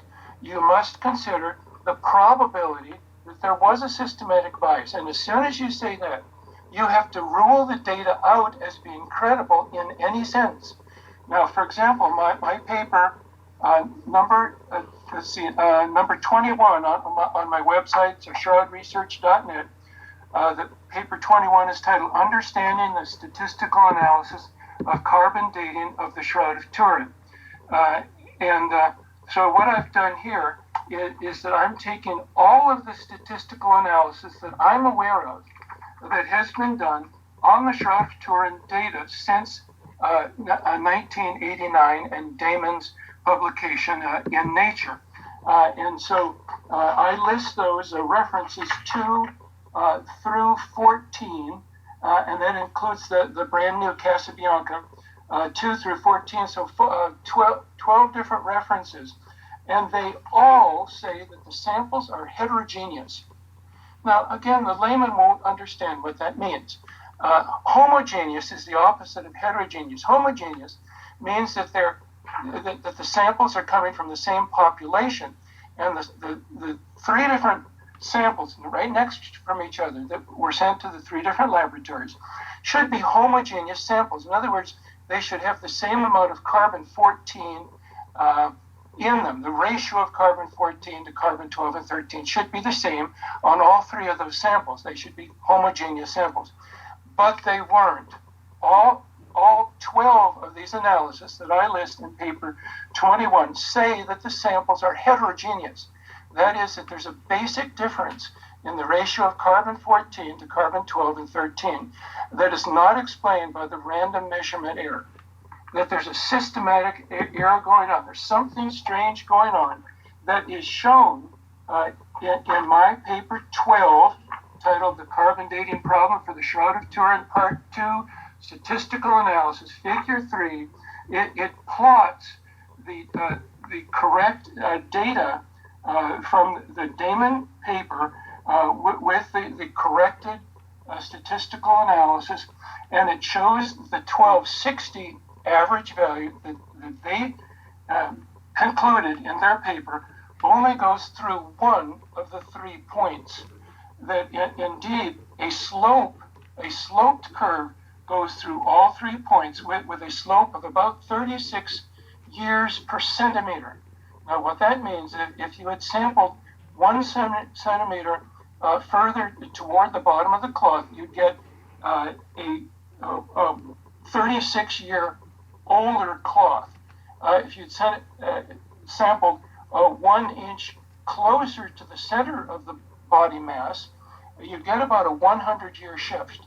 And so this is why the computer code predicts that there would be, every point will date differently, all the way up to 8,500 AD under the center of the body mass on the dorsal side. Now, so therefore, I put in a proposal to the committee that makes recommendations to the Vatican for testing on the shroud, that they should take some of the fully carbonized material that they removed from the shroud, from underneath the patches in 2002. They removed fully carbonized material from underneath those patches and put it into, I believe it was 42 sample jars, and those sample jars have been in the vault in Turin ever since. And so I put in a recommendation to test that, because my prediction is that that material on the patch that would be next to the back wall, as the body lays on the back bench, would date to about 4,500, and that carbonized material on the opposite patch away from the wall would date to about 3,500. And so even with the uncertainties that might inherently be in my calculation, it would certainly date well into the future. If it doesn't, that falsifies my hypothesis. If it does, it shows that there was a neutron event in the tomb that shifted the carbon-14 date, which then, of course, disqualifies the carbon dating that was done in 1988. Perfect. Okay, so I'll turn it to Hugh. This will be the last word because we got to move on to the second topic. But yeah, Hugh. What was I going to say? Yes, yeah. You certainly put your money where your mouth is, Bob, because I've no doubt that sooner or later they will do this radiocarbon test, and sure enough, all the little charred pieces will turn out to be as medieval as bits at the end. But fair enough. Can I just ask one sneaky little science question? Sure. Yeah. Is that right? So all these neutrons go piling into the carbon in the linen. Is that correct? The neutrons are released from the body. Neutrons are highly penetrating. They go through the body, across the gap, go through the cloth, across the air, then into the limestone, bounce around about 150 times before they're absorbed somewhere. About 1 neutron in a million will then be absorbed in nitrogen 14 in the cloth. The nitrogen 14 kicks out a proton and is thus changed to carbon 14, thus producing new carbon 14 on the shroud. That was the thing I was going to ask you about. Now, what happens to the protons that were kicked out from the nitrogen 14, especially those protons which are in close proximity to the body, which now dates to 8,500 AD? Where do they go? All those protons? They go anywhere they want to. All right. They're not likely to produce the image at all? I'm sorry, what? Did you? Well, one of your earlier predictions, one of your earlier ideas was that the image was produced by protons. I think that the image was produced most likely by charged particles such as protons, electrons, etc. There's many different charged particles in the standard model. Part of the image could have been formed by electromagnetic radiation, such as infrared, visible light, and ultraviolet as well. But I think it's mostly charged particles. And are you speculating that these protons came from the body or from the nitrogen 14 that was kicking them out as a result of the neutron radiation? Oh, the radiation that formed the image had to come from the body, had to come from inside the body in order to carry the information content regarding the bones near the surface of the body and deposit that information on the cloth to explain why we can evidently see bones on the image that's on the Shroud of Turin, such as the teeth and the bones in the hand, and a few other places have been reported. That radiation that formed the image had to be emitted from within the cloth, and because there was no lens between the body and the cloth to focus the information, the radiation, in my view, most likely had to be vertically collimated, both up and down, like a billion lasers going off simultaneously, and each one of those lasers was vertically oriented. Yeah. So the protons emerging from inside the body contributed to the image, but the protons kicked out by the nitrogen 14 turning into the carbon 14, what effect did they have? Well, you have to realize that what I said was that about one neutron in a million would be absorbed in nitrogen 14 in the shroud. So that the rough estimates that we've made here is that the number of protons that would have to be emitted to form the image would be within the same order of magnitude, within a factor of 10, the same as the number of neutrons, which is an interesting thing. So that the number of protons that would be formed by the nitrogen 14 would be inconsequential compared to the number of protons that would have to be emitted to form the image. Mm-hmm. Yeah. Okay. Yeah. I'll follow that. I just think that if there were protons emitted by the nitrogen 14, how interesting whether they would be collimated as well, or whether they would shoot off in all directions. What we're seeing here, there was a recent paper in Applied Optics, a 2D reproduction of the face on the Turin shroud by infrared femtosecond pulse laser processing. And this is able to, they used a femtosecond pulse laser to create the image of a face from the Shroud of Turin on a piece of linen. And it really does produce it well. But to do that, they had to have the information which defined the appearance of that face, and they had to have a femtosecond pulse laser. Now, a femtosecond means that the pulse from the laser, the time span of that pulse would be a millionth of a billionth of a second. So it's extremely brief. So that, according to this paper, that's what was necessary in their experiments to produce a good-looking face. Okay. Yeah. Well, okay, I'm happy to move that on, except to just say that we've now got something like 5 different processes outside our current understanding of the laws of physics, relating all, in order to produce all these different effects, which is quite interesting. What five effects? They're not consistent. Well, you've got your little pulses of laser beams shooting up and down, which might have produced the image. We've got little pulses of protons from inside the body, which might have produced the image. We've got pulses of neutrons, which aren't collimated and shoot out in all directions, which produce the radiocarbon date. We've got more pulses of protons rejected by the nitrogen-14, which don't appear to do anything. And then, of course, we've also got what happened to all the protons and neutrons which didn't shoot out from the body. It's all rather odd. We don't have five different basic processes. We have one that occurred in a femtosecond. Now that's the ultraviolet pulses. Oh, I know. So no, that femtosecond. Yes, yeah. What we're saying is that in this, let's call it a femtosecond. Yeah. In this femtosecond event, which is outside of our understanding of the laws of physics, our current understanding of laws of physics, after that femtosecond is over, everything is understood according to our currently understood laws of physics. It was only within that one femtosecond that is outside of our laws of physics. So that if in that femtosecond we have a pulse of radiation, which could have included electromagnetic radiation such as infrared visible light and ultraviolet, but doesn't have to. We're just trying to be flexible. Yeah.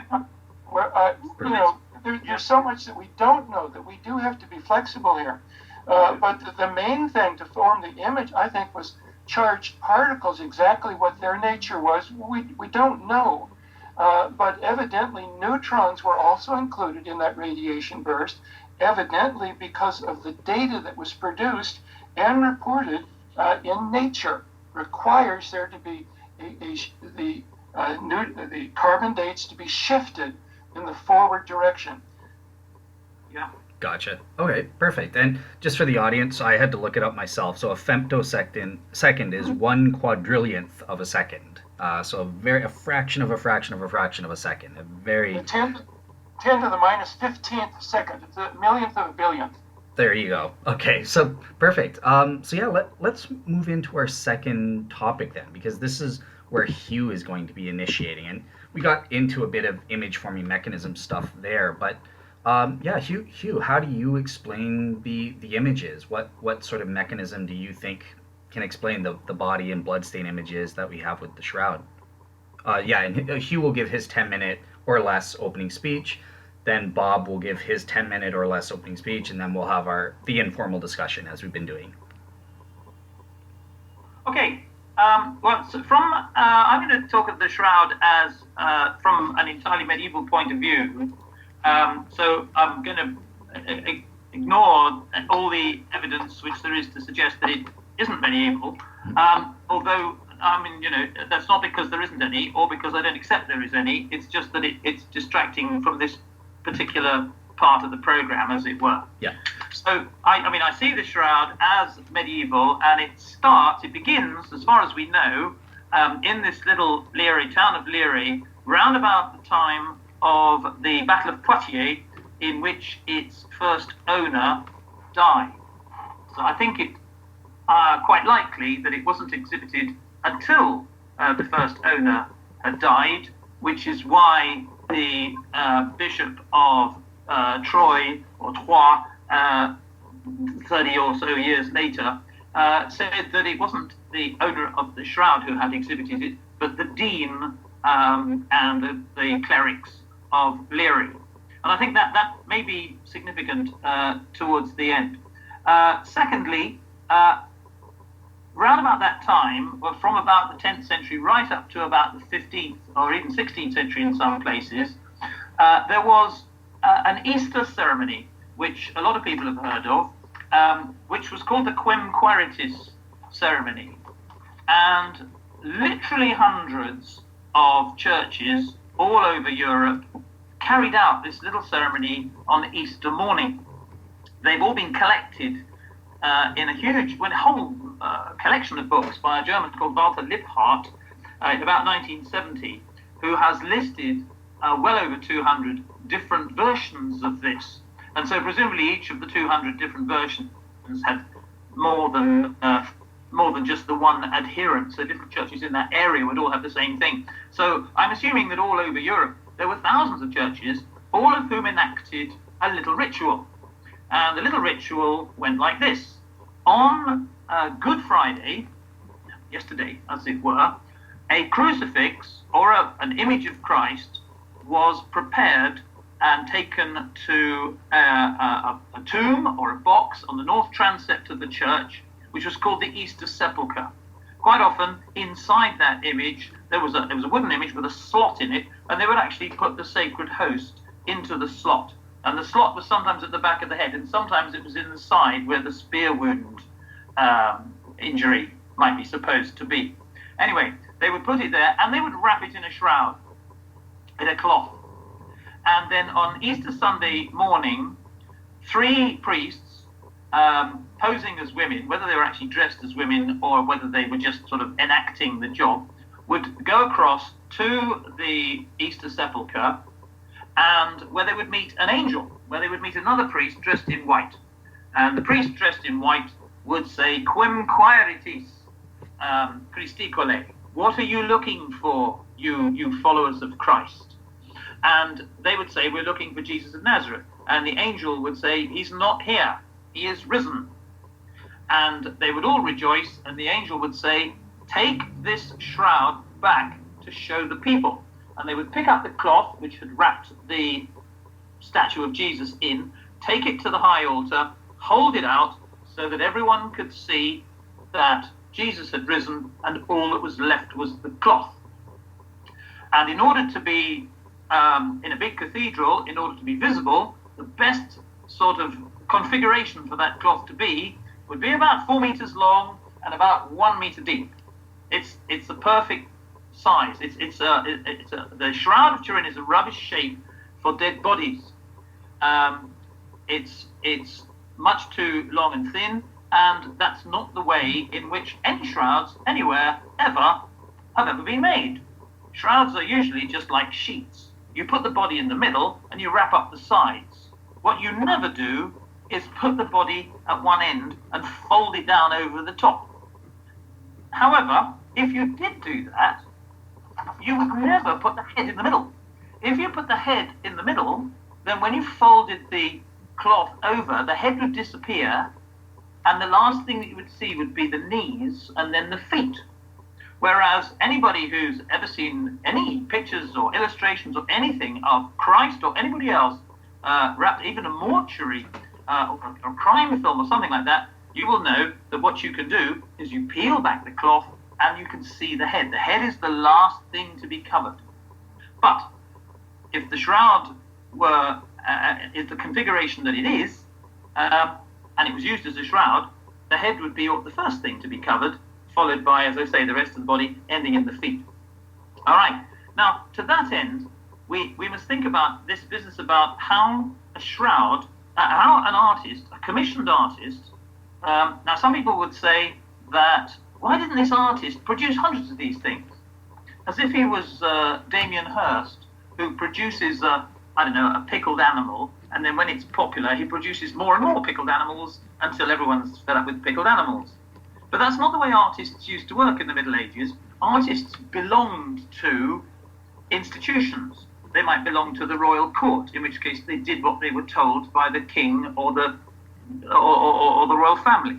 Or they belonged to a cathedral, in which case they did what they were told by the cathedral.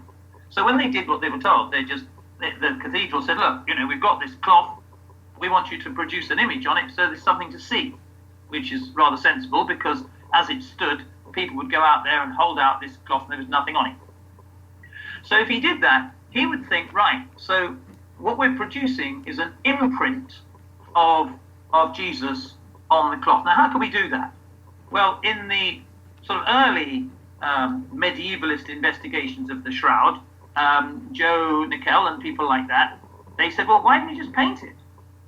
And presumably he would have had a body next to him, possibly a man standing up, and just copying roughly where they thought a shroud might touch a body and produce an imprint.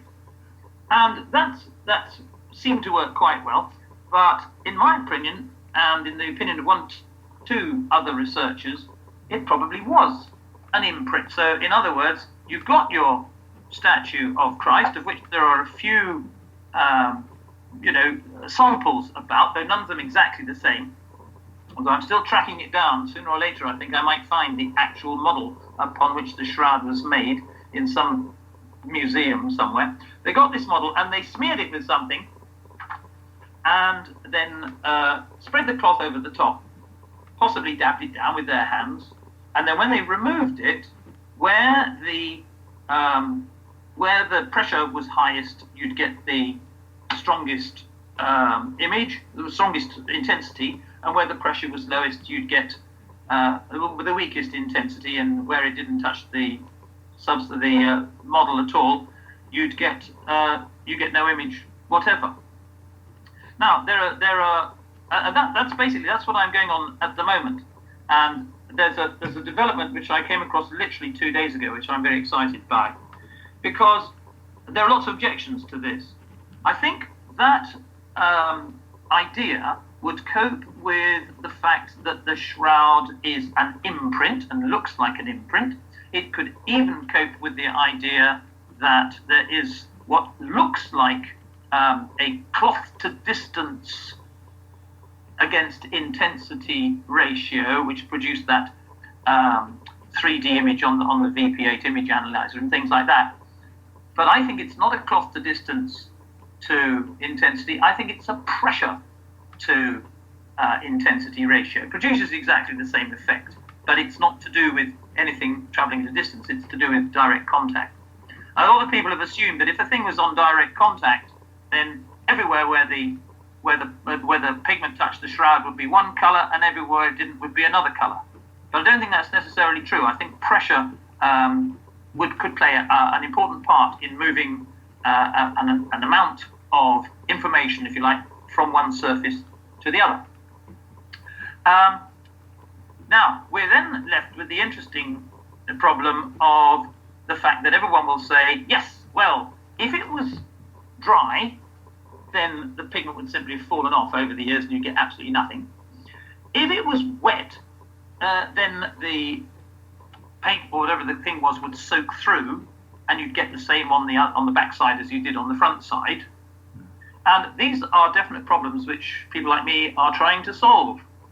So our first thought is that the image doesn't appear to be made, looking at it, even just without having to look at individual fibers, just looking at the close-up photographs by Vern Miller, funnily enough, which have just been published, and the ones by Mark Evans, which have been available for some time, certainly shows that if there's any kind of pigment on it, it's not very clear. What seems to be clear is you've got a discoloration of the thread, of the fibers in the thread. Well, if I read the book of art by Cennino Cennini, who was a person who wrote a sort of a jobbing handbook for artists in about 15th century, one of his methods of producing paint that will last for some time is to mix it with various things, including vinegar. And vinegar has a slight corrosive effect, as anybody who's done secret writing and things like that. We used to write our names or messages in vinegar on bits of paper, and then they would all disappear. But when you held them in front of a radiator, the thing would slowly turn brown, and that would be quite exciting. So I think, and in fact, even Walter McCrone came round to this idea in the end, that the image is not the pigment itself, which either all washed off or wasn't really a pigment in the first place, but the medium was the thing that carried the information from the shroud, from the statue to the cloth. Now, there's lots of reasons why it wouldn't necessarily be a proper statue, as it were, because, as everyone knows, if you wrap a cloth around a statue and it's got paint all over it, then when you unfold it, the ears, instead of being whatever they are, 25 centimeters apart, because you've unwrapped it, they turn out to be about 50 centimeters apart, and the whole thing looks stupid. Which is why I think that the image, the statue that was used, was a bas relief. In other words, there really was only a 3 or 4 centimeter difference between the highest part of the carving and the lowest part of the carving, so that the shroud spread over it wouldn't produce, would stay more or less flat, and it wouldn't produce all these grotesque distortions that it would do if the body was a complete body. Now, this is the discovery that I came up with the other day, which I think is absolutely fantastic. In one of the ancient missals, the use of Hereford is what it's called. What they used to do on Good Friday was to wash their statue with wine. Now, how about that? If you wash a statue with wine and then you let it dry, what happens to the wine? Well, if you get wine left in a wine glass, it turns into a kind of sticky goo. And of course, wine, it'll also turn into slightly vinegary. And I reckon that if you washed a statue with wine and then laid a cloth on it, you may well get an image which was very like what we find on the shroud. And that's what I'm about to experiment with sometime in the next month or two. So that seems to me quite a good idea. I think that sort of sums up mostly my view of why the shroud is the shape and size that it is, and roughly how the image appeared on the cloth. However, there is one problem that we authenticists have to sort of face the whole time, and to a certain extent it's just a problem that we have to face, and to a certain extent we feel it's slightly unfair, and that is that people will forever say, well, if you haven't done it, it's not possible. To which, of course, my response is that, well, nobody's made a copy of this shroud, not the people who think that it was done by neutrons, and not the people who think it was done by ultraviolet radiation, and not the people who think it was done by vapors or amino reactions or anything like that.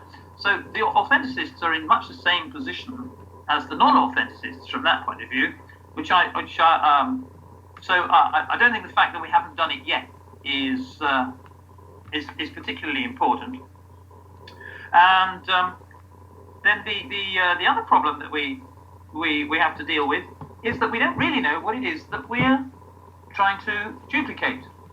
As you know, the two people who investigated the image, or two groups of people, I should say, who investigated the image best, were first of all Walter McCrone, who got all the sticky tape samples from his good friend Ray Rogers after the 1978 Stirp investigation. And then he passed them, he was forced to pass them on to Alan Adler and John Heller, who looked at all the individual fibers under a microscope. And of course, Walter McCrone announced, first of all, that the whole thing was completely made of iron oxide. Well, iron oxide comes in different varieties, and most of it's red, and the shroud isn't red. So that was slightly odd, although he did eventually accept that the colour of the image was actually the discoloration of the fibres and not of the pigment itself. And then, of course, you get Alan Adler and John Heller, who, in order to have a look at these fibres under a microscope, found that they couldn't see through the sticky tape easily enough, so they had to peel the fibres off. And the glue of the sticky tape, which Heller calls goop in his book, was so incredibly sticky that they had to wash these fibres off with toluene extremely thoroughly in order to remove the glue. And at the same time, of course, it would have removed all the pigment that there possibly was. So when in the chemical investigation of the Shroud of Turin, which is Heller and Adler's big description of the fibres, they say we didn't find any particles of iron oxide, we can only say, well, I'm hardly surprised. They washed them all off. So it's not perfectly clear to me what it is exactly that we're trying to replicate. But I think that before very long, I can certainly produce, well, in the next month, I'm going to produce a cloth which has an image which can be turned into a height against distance image through a VPA style of program that doesn't go through to the back of the cloth, and which is mostly made of deteriorated fibres. And the good thing about this is, like Bob putting his money where his mouth is, I'm doing the same. I'm sure I can make an image out of a wine-soaked piece of wood. And that's all I'm going to say on the subject for the time being.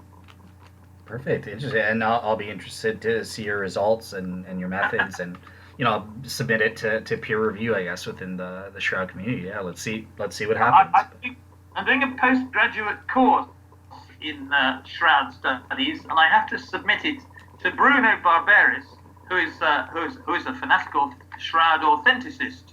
So I think that'll be as tough a peer review as you can get. Gotcha. Perfect. All right. So Bob, it's your turn. Take 10 minutes or less to give sort of your counter case to Hugh's notion of how about the Shroud being a medieval artistic image and his sort of ideas there. Well, okay, so I did come out with a very recent paper on shroudresearch.net, and I think you're going to be having that up as well. And that image formation on the Shroud of Turin, that's my paper number 22. Just came out with it recently, and that's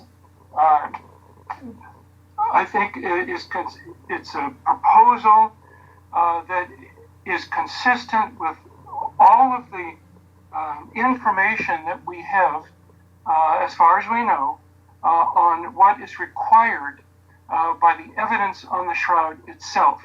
Now, just for example, this is based on charged particles being emitted vertically collimated from within the body. And just for example, once you hypothesize that, then it naturally explains what appears to be a negative image on the cloth, and it also naturally explains the 3D or topographical information content that is on the Shroud, which is there because people can and have taken that and reproduced a statue from that information content.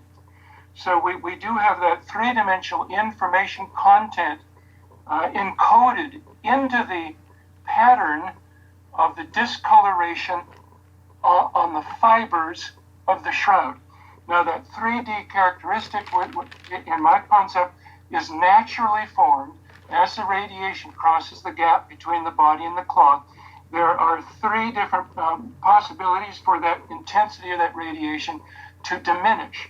One would be scattering off of the air particles. One would be absorption by the air atoms, and the other possibility would be decay of that radiation.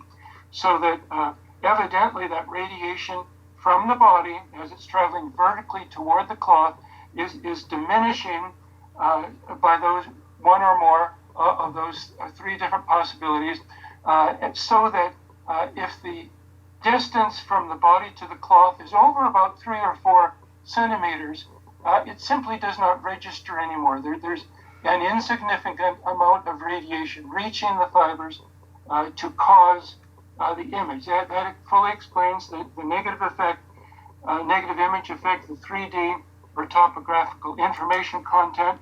It also explains the modeled appearance of the discoloration on the threads. Now, you have to realize that in 1978, when the Shroud of Turin Research Project sent about 26 American scientists from the United States to Turin, Italy, they went to perform hands-on non-destructive testing of the Shroud for 5 days, 24 hours a day. Their main goal was to determine how the image was formed. And so at the end of this 5 days, 24 hours a day, they worked in 3 shifts. They slept in the room where the Shroud was located. They were very intense on this. Their experiments determined that the image contains no pigment, no carrier, no brush strokes, no clumping of anything between the fibers or threads, no capillarity, that's soaking up of a liquid, no cracking of the image along the fold lines, and no stiffening of the cloth. So many or all of these would be present if the image were due to paint, dye, or stain, yet none of them are present. Their experiments also prove the image is not due to a liquid, due to lack of capillarity. It's not due to a scorch. It's not due to a photographic process or any other concept that they could think of. And so, based on all of that information, the one thing they didn't consider was radiation. And so, after the STIRP investigation, the concept of radiation was put forward, and gradually, with general consideration gained adherents that believe that when you consider everything, this is the way that it must have been done in order to be consistent with the evidence that we see on the shroud.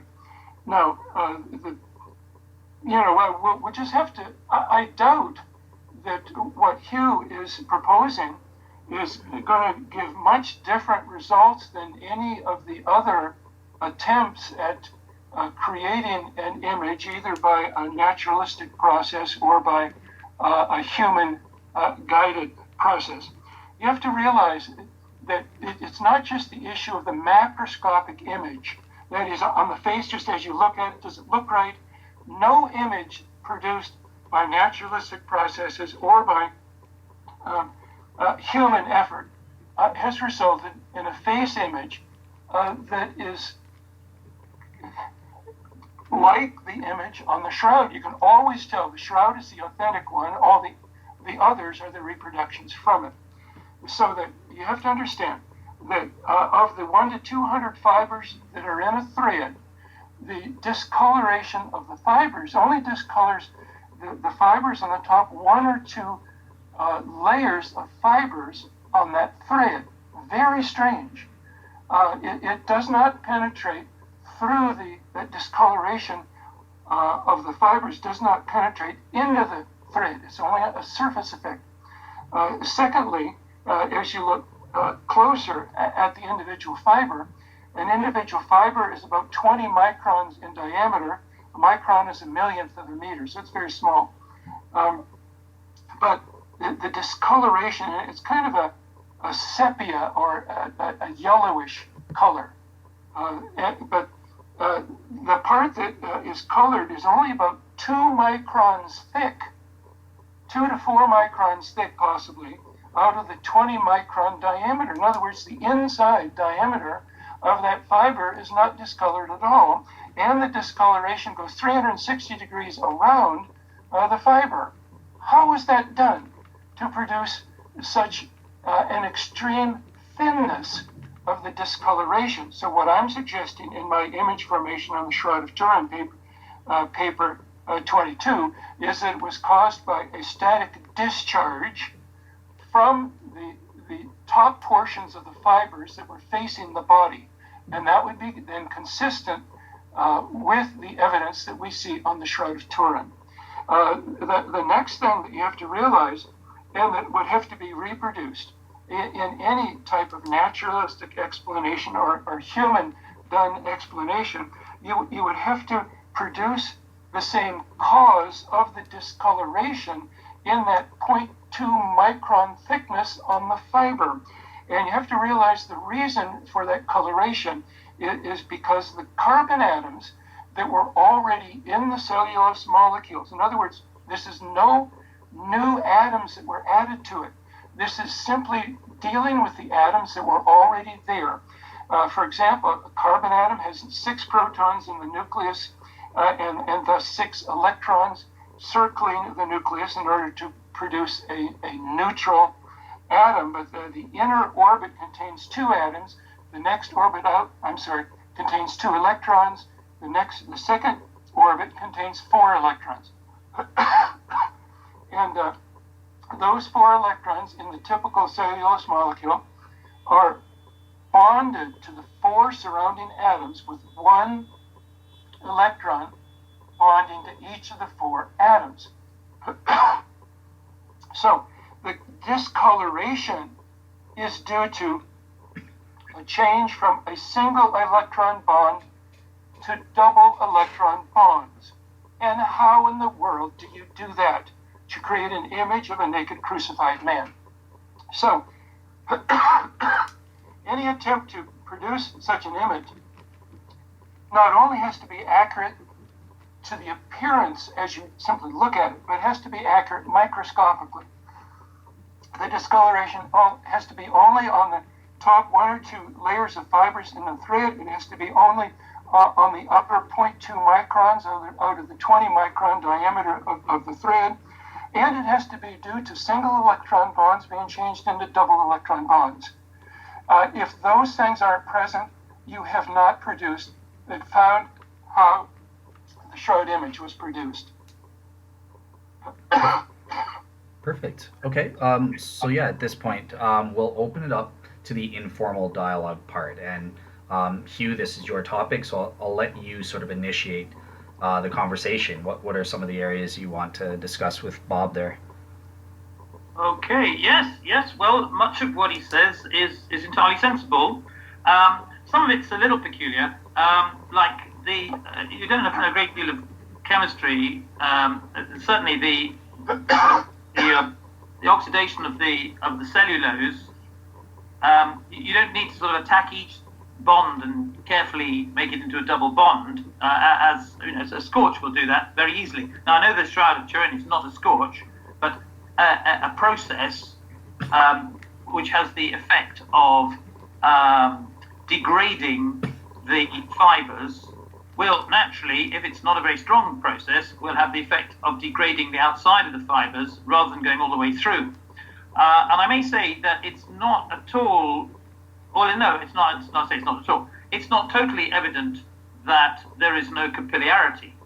For example, if you look at some of the new photographs, or even some of the Mark Evans photographs, but some of the new photographs, the micrographs produced by Vern Miller, they do look as if something has gone along the surface of some of the fibers, especially into the cracks. And I think Giulio Fanti has noticed this as well, saying that some of the colour is more intense in the dips where the threads go underneath each other than it is on the surface. Of course, that might be partially due to the fact that much of the surface, especially in some places, has been eroded away.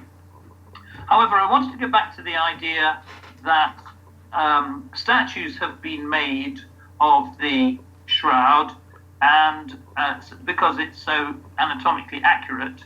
Well, yes, the statues have indeed been made of the shroud, and I could think of 4 straight away, and all 4 of them are completely different, although all of them are based on scientific investigations. For example, first one I think was probably John Jackson, who produced an exact configuration, according to him, of a shroud wrapped around a body, and it was lying flat on a surface. Its knees were flat, and so it wasn't bent up or down in any way. And it contrasts quite fantastically with Giulio Fanti's version of the exact configuration of the body as worked out from the information on the shroud, which shows a big... The knees quite sharply drawn in, and the upper body tilted upwards and the head forwards, which is completely different from the flat configuration that John Jackson came up with. And then earlier on, there was a crucifix, which was again produced mostly according to the exact configuration of the blood flows. And the crucifix was produced by a gentleman called Giulio Ricci, which you probably remember, because it shows Christ slumped to one side, one arm is stretched outwards, extended to its fullest extent, and the other one is at a right angle. Can you remember that crucifix? There's a couple of them around. And the head slumped sideways, which was a perfectly accurate image of Christ, as was demonstrated by the markings on the shroud. And then, of course, more recently, we've had the statues of, the wonderful Spanish gentleman whose name I forget. Miguel Lopez, would it be? Which shows the arms more or less symmetrical, and the legs a bit straighter, and it's usually hanging from the cross. The point is that all these 4 perfect statues. Oh, and of course, got the 3D, the computer simulations of Petrus, Soons, and Ray Downing. Now, so that gives you 6 possible statues. All of them, each proponent will say that they're the most accurate they could possibly be, and all of them are completely different, which leads you to wonder how, in fact, accurate they all are. If we look at the actual 3D appearance as it appears on the VP8 image analyzer, or the program that I use, which is Image J, which does the same thing, we find that rather than an exact copy of a statue of Jesus, what it looks like is a bas relief. The surface is completely flat, and the image, the three-dimensional image of the face looks like little flat mountains sticking up out of a flat baseline. So, if radiation, vertically collimated radiation from the body produced the image, then the shroud had to be more or less horizontal. It could not have been flopped over the side, which puts you in the interesting interesting possibility. Was the shroud horizontal when the image was formed? Well, Isabel Pixek, the Hungarian stained glass window painter who had a great interest in the shroud, she thought that the shroud was exactly horizontal around the top and the bottom of the body, which was hovering horizontally between it. And in that way, as an artist, she thought that the precise image of the body could be represented on the shroud. And she realized that this wasn't normal, of course. She said it was a process outside our current understanding of the laws of physics. And I dare say I don't fully understand the physics of John Jackson's collapse theory, but that's another process outside of the current understanding of the laws of physics, which could also have produced exactly this image. My point is that all the people who think that the shroud is authentic have come up with completely different ways of producing the image, and they've also come up with completely different statues derived from it. And nevertheless, all of them is the only possible one. And that, I find, is a bit of a contradiction in terms. And I think that the bas relief smudging hypothesis is going to come out better. Is going to produce a better thing. If I could go through, so not a scorch. Well, I'm not too sure about that. I have done huge amounts of research on scorching linen, and I have to say that every single one that I've done has produced a beautifully bright ultraviolet fluorescent ring around it, which the shroud certainly doesn't have. So I'm prepared to accept that the shroud was not scorched by somebody using a hot brass or something like that. However, firing pulses of laser ultraviolet light at the shroud in large quantities, I mean, at the moment we have to remember that because it requires so much energy, Paolo Di Lazzaro has produced a little face which I think is about 1 centimeter square. But if you did that over a whole body, I should be very surprised if you didn't get a little bit of fluorescence coming out of that. And I don't know whether he has subjected his little centimeter square to ultraviolet testing to find out whether that glows violently or not.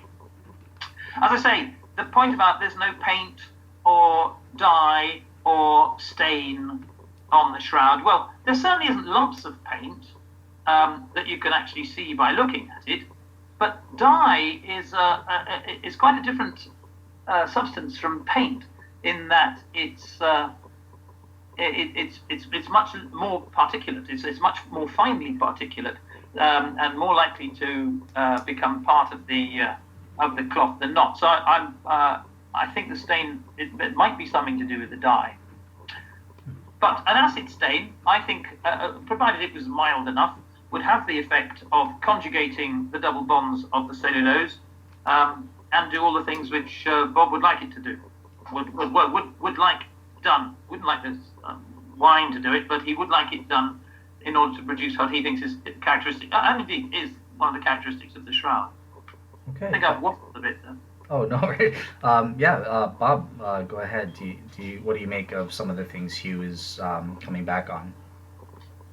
Well, he seems very confident that he can make an image, and I would say the proof is in the pudding. We'll wait and see. Yes.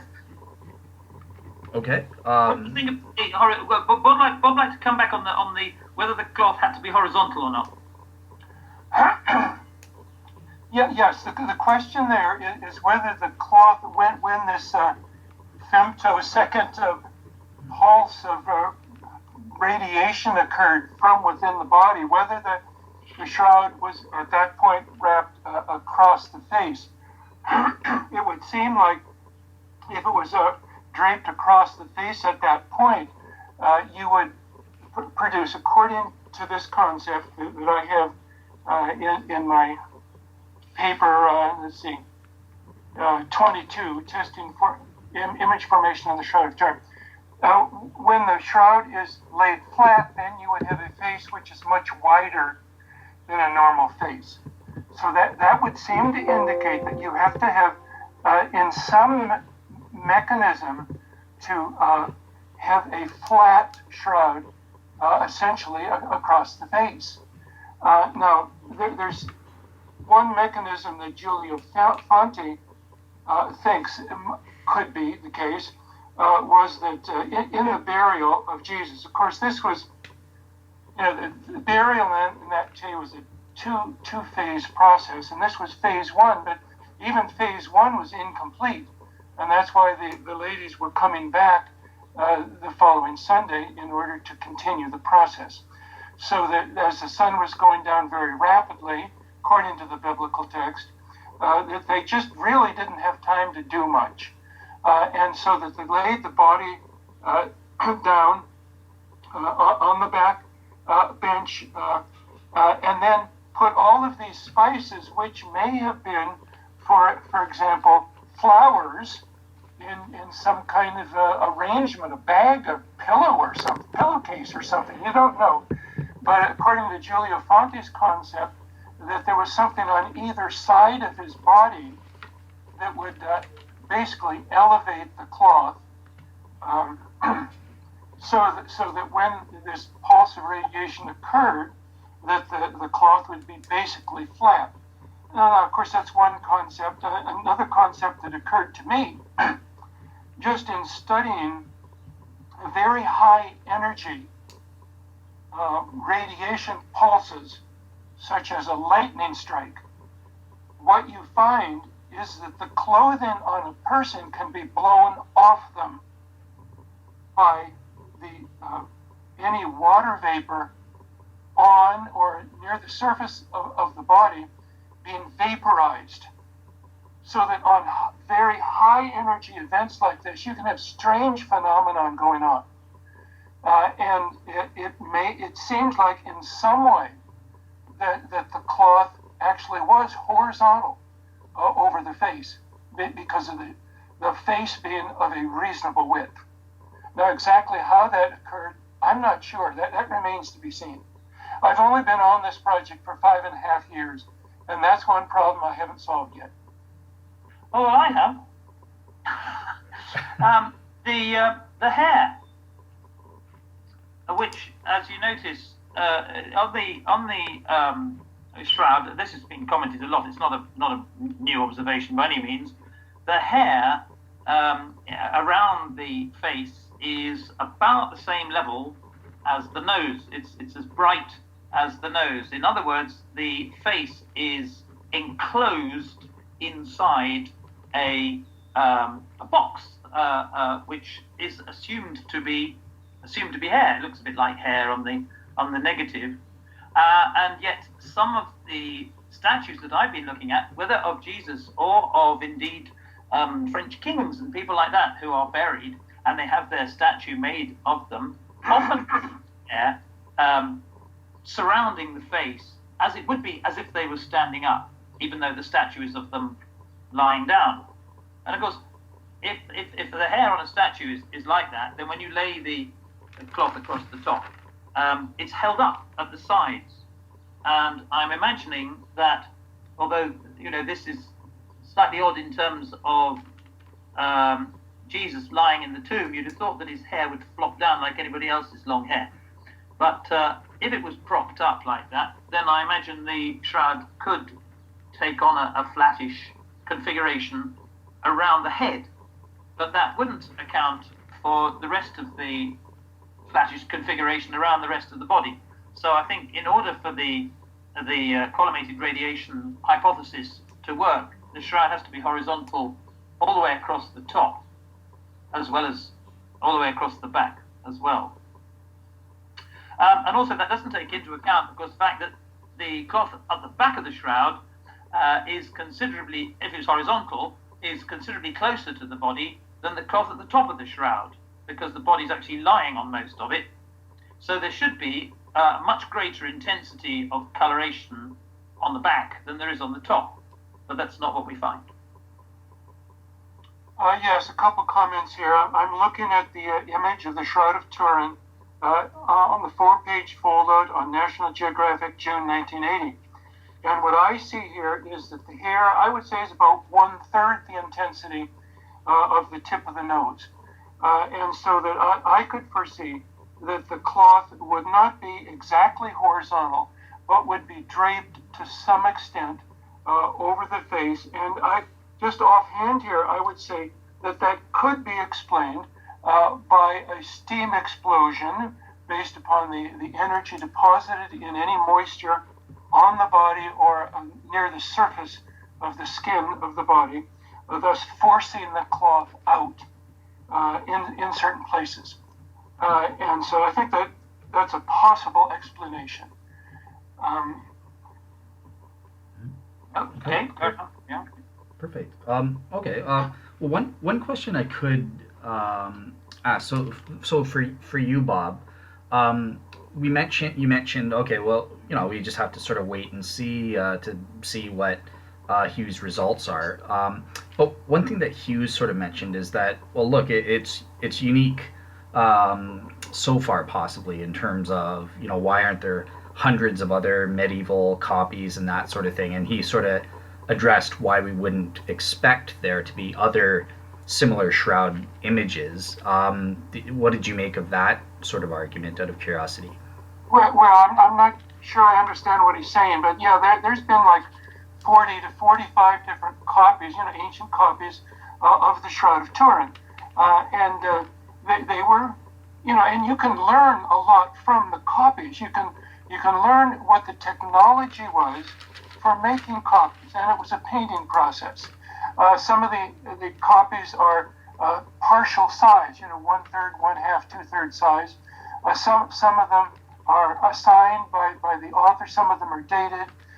These copies, they didn't have a copy machine at that point, so they made these copies by hand, and so that in testing it for hand motion of the pigment, you can tell that there was hand motion.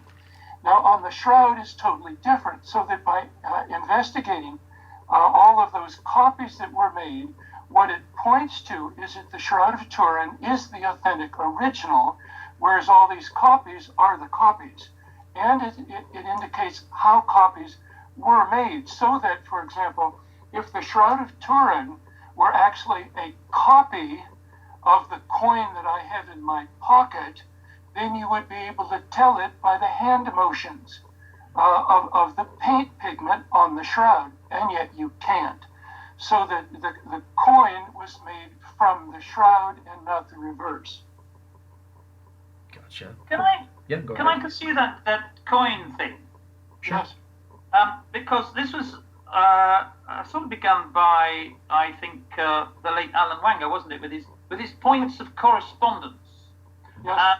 He had this idea that if you got two images and you overlaid them, which of course now you can do with any imaging software at all, but he had this wonderful system of polarizing the images so that they could be merged one to another, which is quite unique in its day, I think. But I've not read in his book or seen exactly how these points of correspondence, which appear to be so terribly important, how they were actually worked out. And all I've seen, I have to say, is sort of contour lines as lines of intensity of the shroud, and contour lines drawn from statues or coins or stuff like that. And then the contour lines are sort of superimposed on each other, and at any point where they coincide, that is assumed to be a point of congruence. And some people, well, if you look up shroud and points of congruence in Google, you'll find anything from 75 to 250 or something, hundreds of them. And I just don't know how these points of congruence actually mean anything. It seems to me that if I do a random scribble on a piece of paper, and somebody else does a random scribble on a piece of paper, and I overlay the two, I'm going to find lots and lots of points, where the scribbles coincide. And I'm absolutely certain that that is what Allen called a point of congruence, because it was simply a place where two sets of contours coincided with each other. And I'm afraid that's not good enough. That does not describe to me whether two things are exactly the same. And if we, I mean, the coin's not very big, I understand. Would you say it was about 3 centimeters across, 2 centimeters across, something like that? You mean the coin that I have in my pocket? Yeah. It's about an inch. Yeah, yeah. Byzantine, gold Byzantine solidus or something? Yes, it's an authentic Byzantine coin. Yep. Dated to 1025 to 1028. But how you can determine that the shroud must have been derived from it, I think requires a lot of subjectivity. Or that it must have been derived from the shroud requires a lot of subjectivity. Okay, I don't think it takes any subjectivity. They in the Byzantine Empire, just like we put "In God We Trust" on our money, they put an image of the face from the Shroud of Turin on their money because it was so prominent in their culture, and it was so well known. But they certainly put a face on it, and it was the face of God. But it wasn't the face of the Shroud of Turin. Anyone who looks at it will tell you that it is. Hmm? I would say any normal person would say that yes. I showed this coin day before yesterday to a group of about 10 people, and they said, "Well, certainly that's the face from the Shroud of Turin." Well, that's very good of them, but I think they're wrong. So what do you base it on? What are you basing it on then, Bob, if you don't mind me just sort of clarifying it? Because obviously the people that you're showing it to, they're not conducting like a points of congruence analysis or a statistical thing. Is it sort of like on the various features, then compare it, like the odd features? Is that what you're saying? Oh, yes. The long hair coming down on either side, parted in the middle. One side, hair on one side, a little bit larger than the other. Straight on appearance, long nose, hollow eyes, even some of the markings on the cloth have been reproduced on the coin. For example, underneath the beard, there's a little bit of a fold point that shows up, and that's shown on the coin. And so, yes, they're one and the same. I mean, it doesn't take a nuclear scientist, of which I am one, to tell that. No, I think it takes a numismatist. The interesting fold, for example, that everyone's so excited about on the neck, the double hem on the top of the tunic that these images of Christ tend to have on them, which I think even Paul Vignon in the 1930s decided was a unique identifier of the shroud. Well, that particular wrinkle wasn't there in Secondo Pia's photographs. The wrinkle only appeared in between the 1898 and the 1930 ostentations. So it could hardly have been copied onto a coin in Byzantine times. Similar things like that. You say, he's got long hair. Well, just about every apostle in Byzantine coins and, not so much coins, but images and drawings, they've all got long hair. Lots of them have got long hair. Lots of them have got it parted in the middle. Not all of them have got wide staring eyes, and in fact Vignon never uses wide staring eyes as one of his particular identifiers of the image on the shroud on contemporary Byzantine drawings. I've just spent a week actually looking through Vignon's book because I'm presenting a paper on it in Ancaster in August, and so a lot of these markings just don't exist. The wrinkle on the neck is a particularly interesting one because it really wasn't there at all. So any Byzantine drawing of a hem with a double hem at the neck is not based on the shroud. Okay, perfect. I'll have to check that. Okay. Okay, I was just gonna say, yeah, I'll give Bob let us know, and I'll put it in the comments or something. But I do have a couple topics for Hugh now. So in terms of your image mechanism that you're proposing, we've sort of referenced some of the image features, such as how the pressure to intensity ratio is how you think it'll Yeah. what and we've also mentioned that this image superficiality, because there are various layers of superficiality. This could be a potential issue for your thing. But what about other image features, like the image uniformity or the vertical? What year? Sorry? I'm sorry. Go ahead. I'll go for an image uniformity. Sure. Is really a good one. Now, I can't go along. If you go for an outside the current understanding of the laws of physics explanation, then it's perfectly possible for, shall we say, hair and fingernails to emit radiation in exactly the same quantity, intensity, duration, or whatever as the muscles or bones or something like that. But it really I don't think that stretches credibility to me. Something interesting was also that Bob suggested, I mean, he didn't mention it in great detail, so I didn't pick it up straight away, but something to do with the radiation having to come from inside the body because you could see some bones. Was that right? Yes. You could see finger bones, you could see teeth. Yes. You certainly can't see any ribs. And I would have thought one of the most perfectly identifiable characteristics of an X-ray of a body would be ribs. Ribs are very clear, they're very close to the surface, and there aren't any at all. No one that I've ever seen, perhaps you've seen one, but I've never seen anybody claim that you could see images of the ribs. So maybe the neutrons came from the outside of the body on the torso, they only came from inside on the hands and the jaw, or something like that. That strikes me as slightly odd. However, if a carving is made, then of course the hair and the nose and the fingernails and the teeth and the lips and all the rest of them are all made of the same material. So of course, if you cover it with something and you make a print of it, the hair is going to produce the same kind of intensity as the nose. That's my answer to Dale's point, I think, yeah? Yeah, sure. And Bob, did you have any thoughts on how Hugh's proposed mechanism would fare in terms of some of the other features, like body image uniformity or that sort of thing? Not really. I just think there's been so many attempts at following a naturalistic or human cause of it, and they've all been very unsuccessful. And so I would expect that this to be very unsuccessful as well.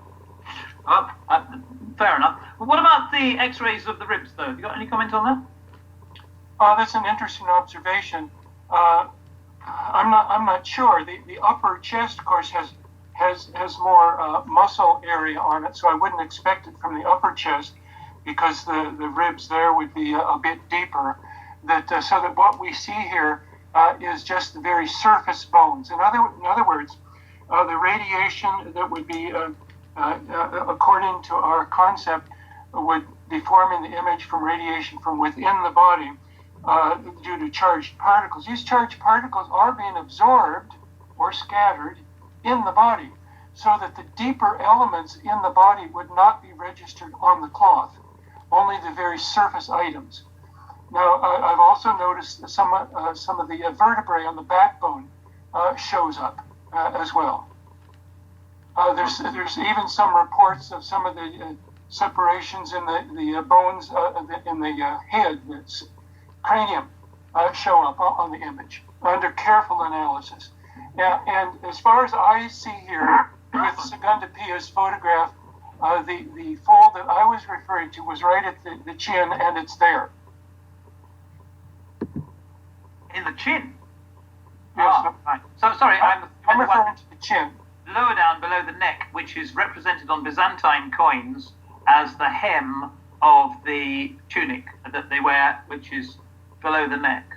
Yes. Now, you have to realize that the image would, according to our concept here, the image, the radiation would have been deposited at the time of Jesus, say 30 to 33 AD, and that probably over a relatively short period of months to years, that image would have started to show up. It probably didn't show up immediately, based on various factors, but that maybe due to exposure to the ultraviolet light when it's displayed, then the image would gradually develop, you might say, but the background cloth would not.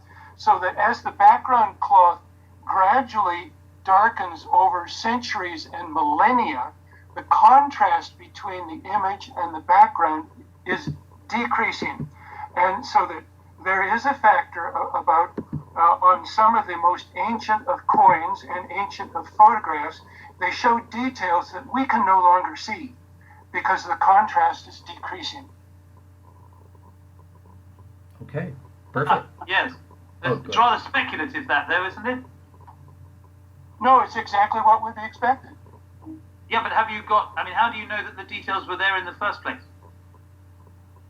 Just based upon the copies from the Shroud, on the coins or the photographs.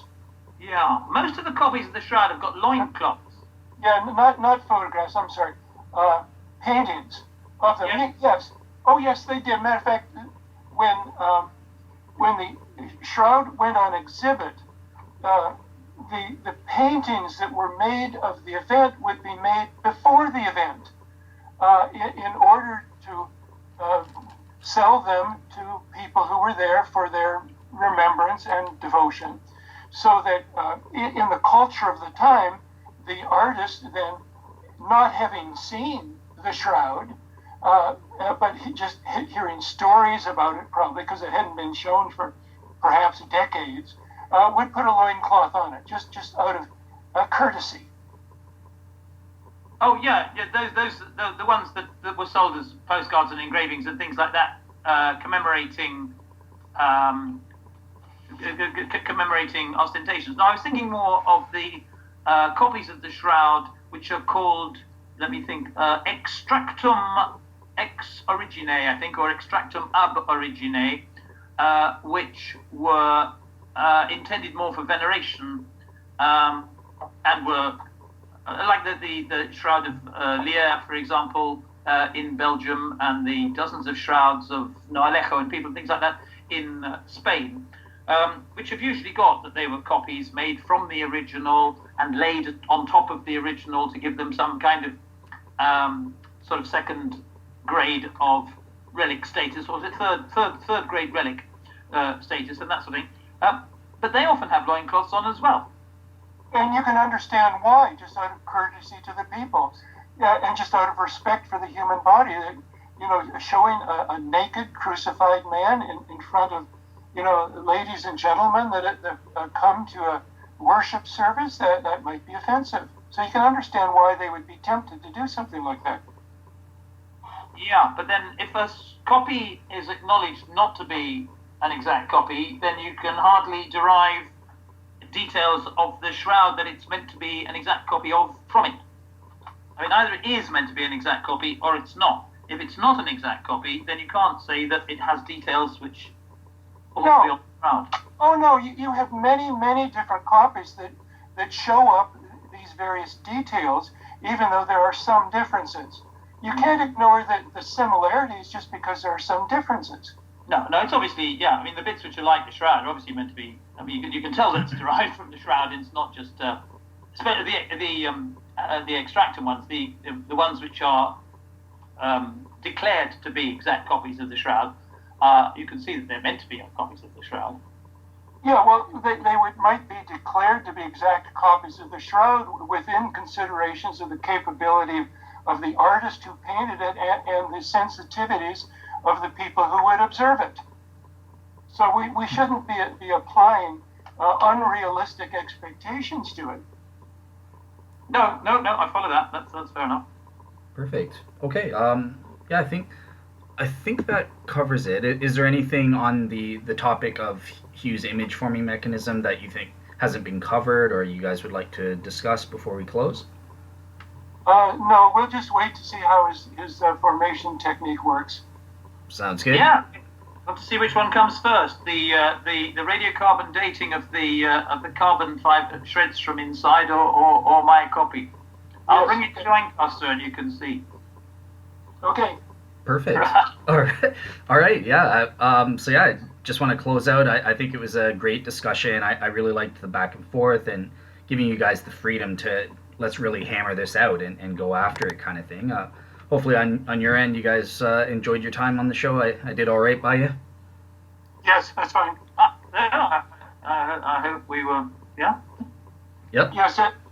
Thank you for having us on, and thank you, Hugh, for joining us. Well, thanks very much. Yeah. Well, I look forward to chatting with Joe next week. Yep. Yeah. Hugh's going to be coming back next week. We're doing a Shroud Wars round 4. Joe. So that's going to be with Joe Marino. He reached out and said he was, interested in what's going on with the Shroud. He wanted to sort of tussle with Hugh Farey on the invisible reweave hypothesis, which is different than the take that me and Bob take with the neutron absorption hypothesis. So yeah, we're going to be doing a couple different topics. So the dating of the Shroud, and that's going to be not just the carbon-14, but other evidences that we discuss as well. We're going to be going into the image formation again, and going back and forth there. And then we're going to have a third topic on the forensic or medical evidences related to the Shroud, where Joe and Hugh are going to be going back and forth on that. So, yeah, hopefully the audience enjoyed this, and I'll put up the sources for you guys to check out, and I look forward to part 4 next week. All right, have a All right. Thank you. All right, bye-bye, everybody.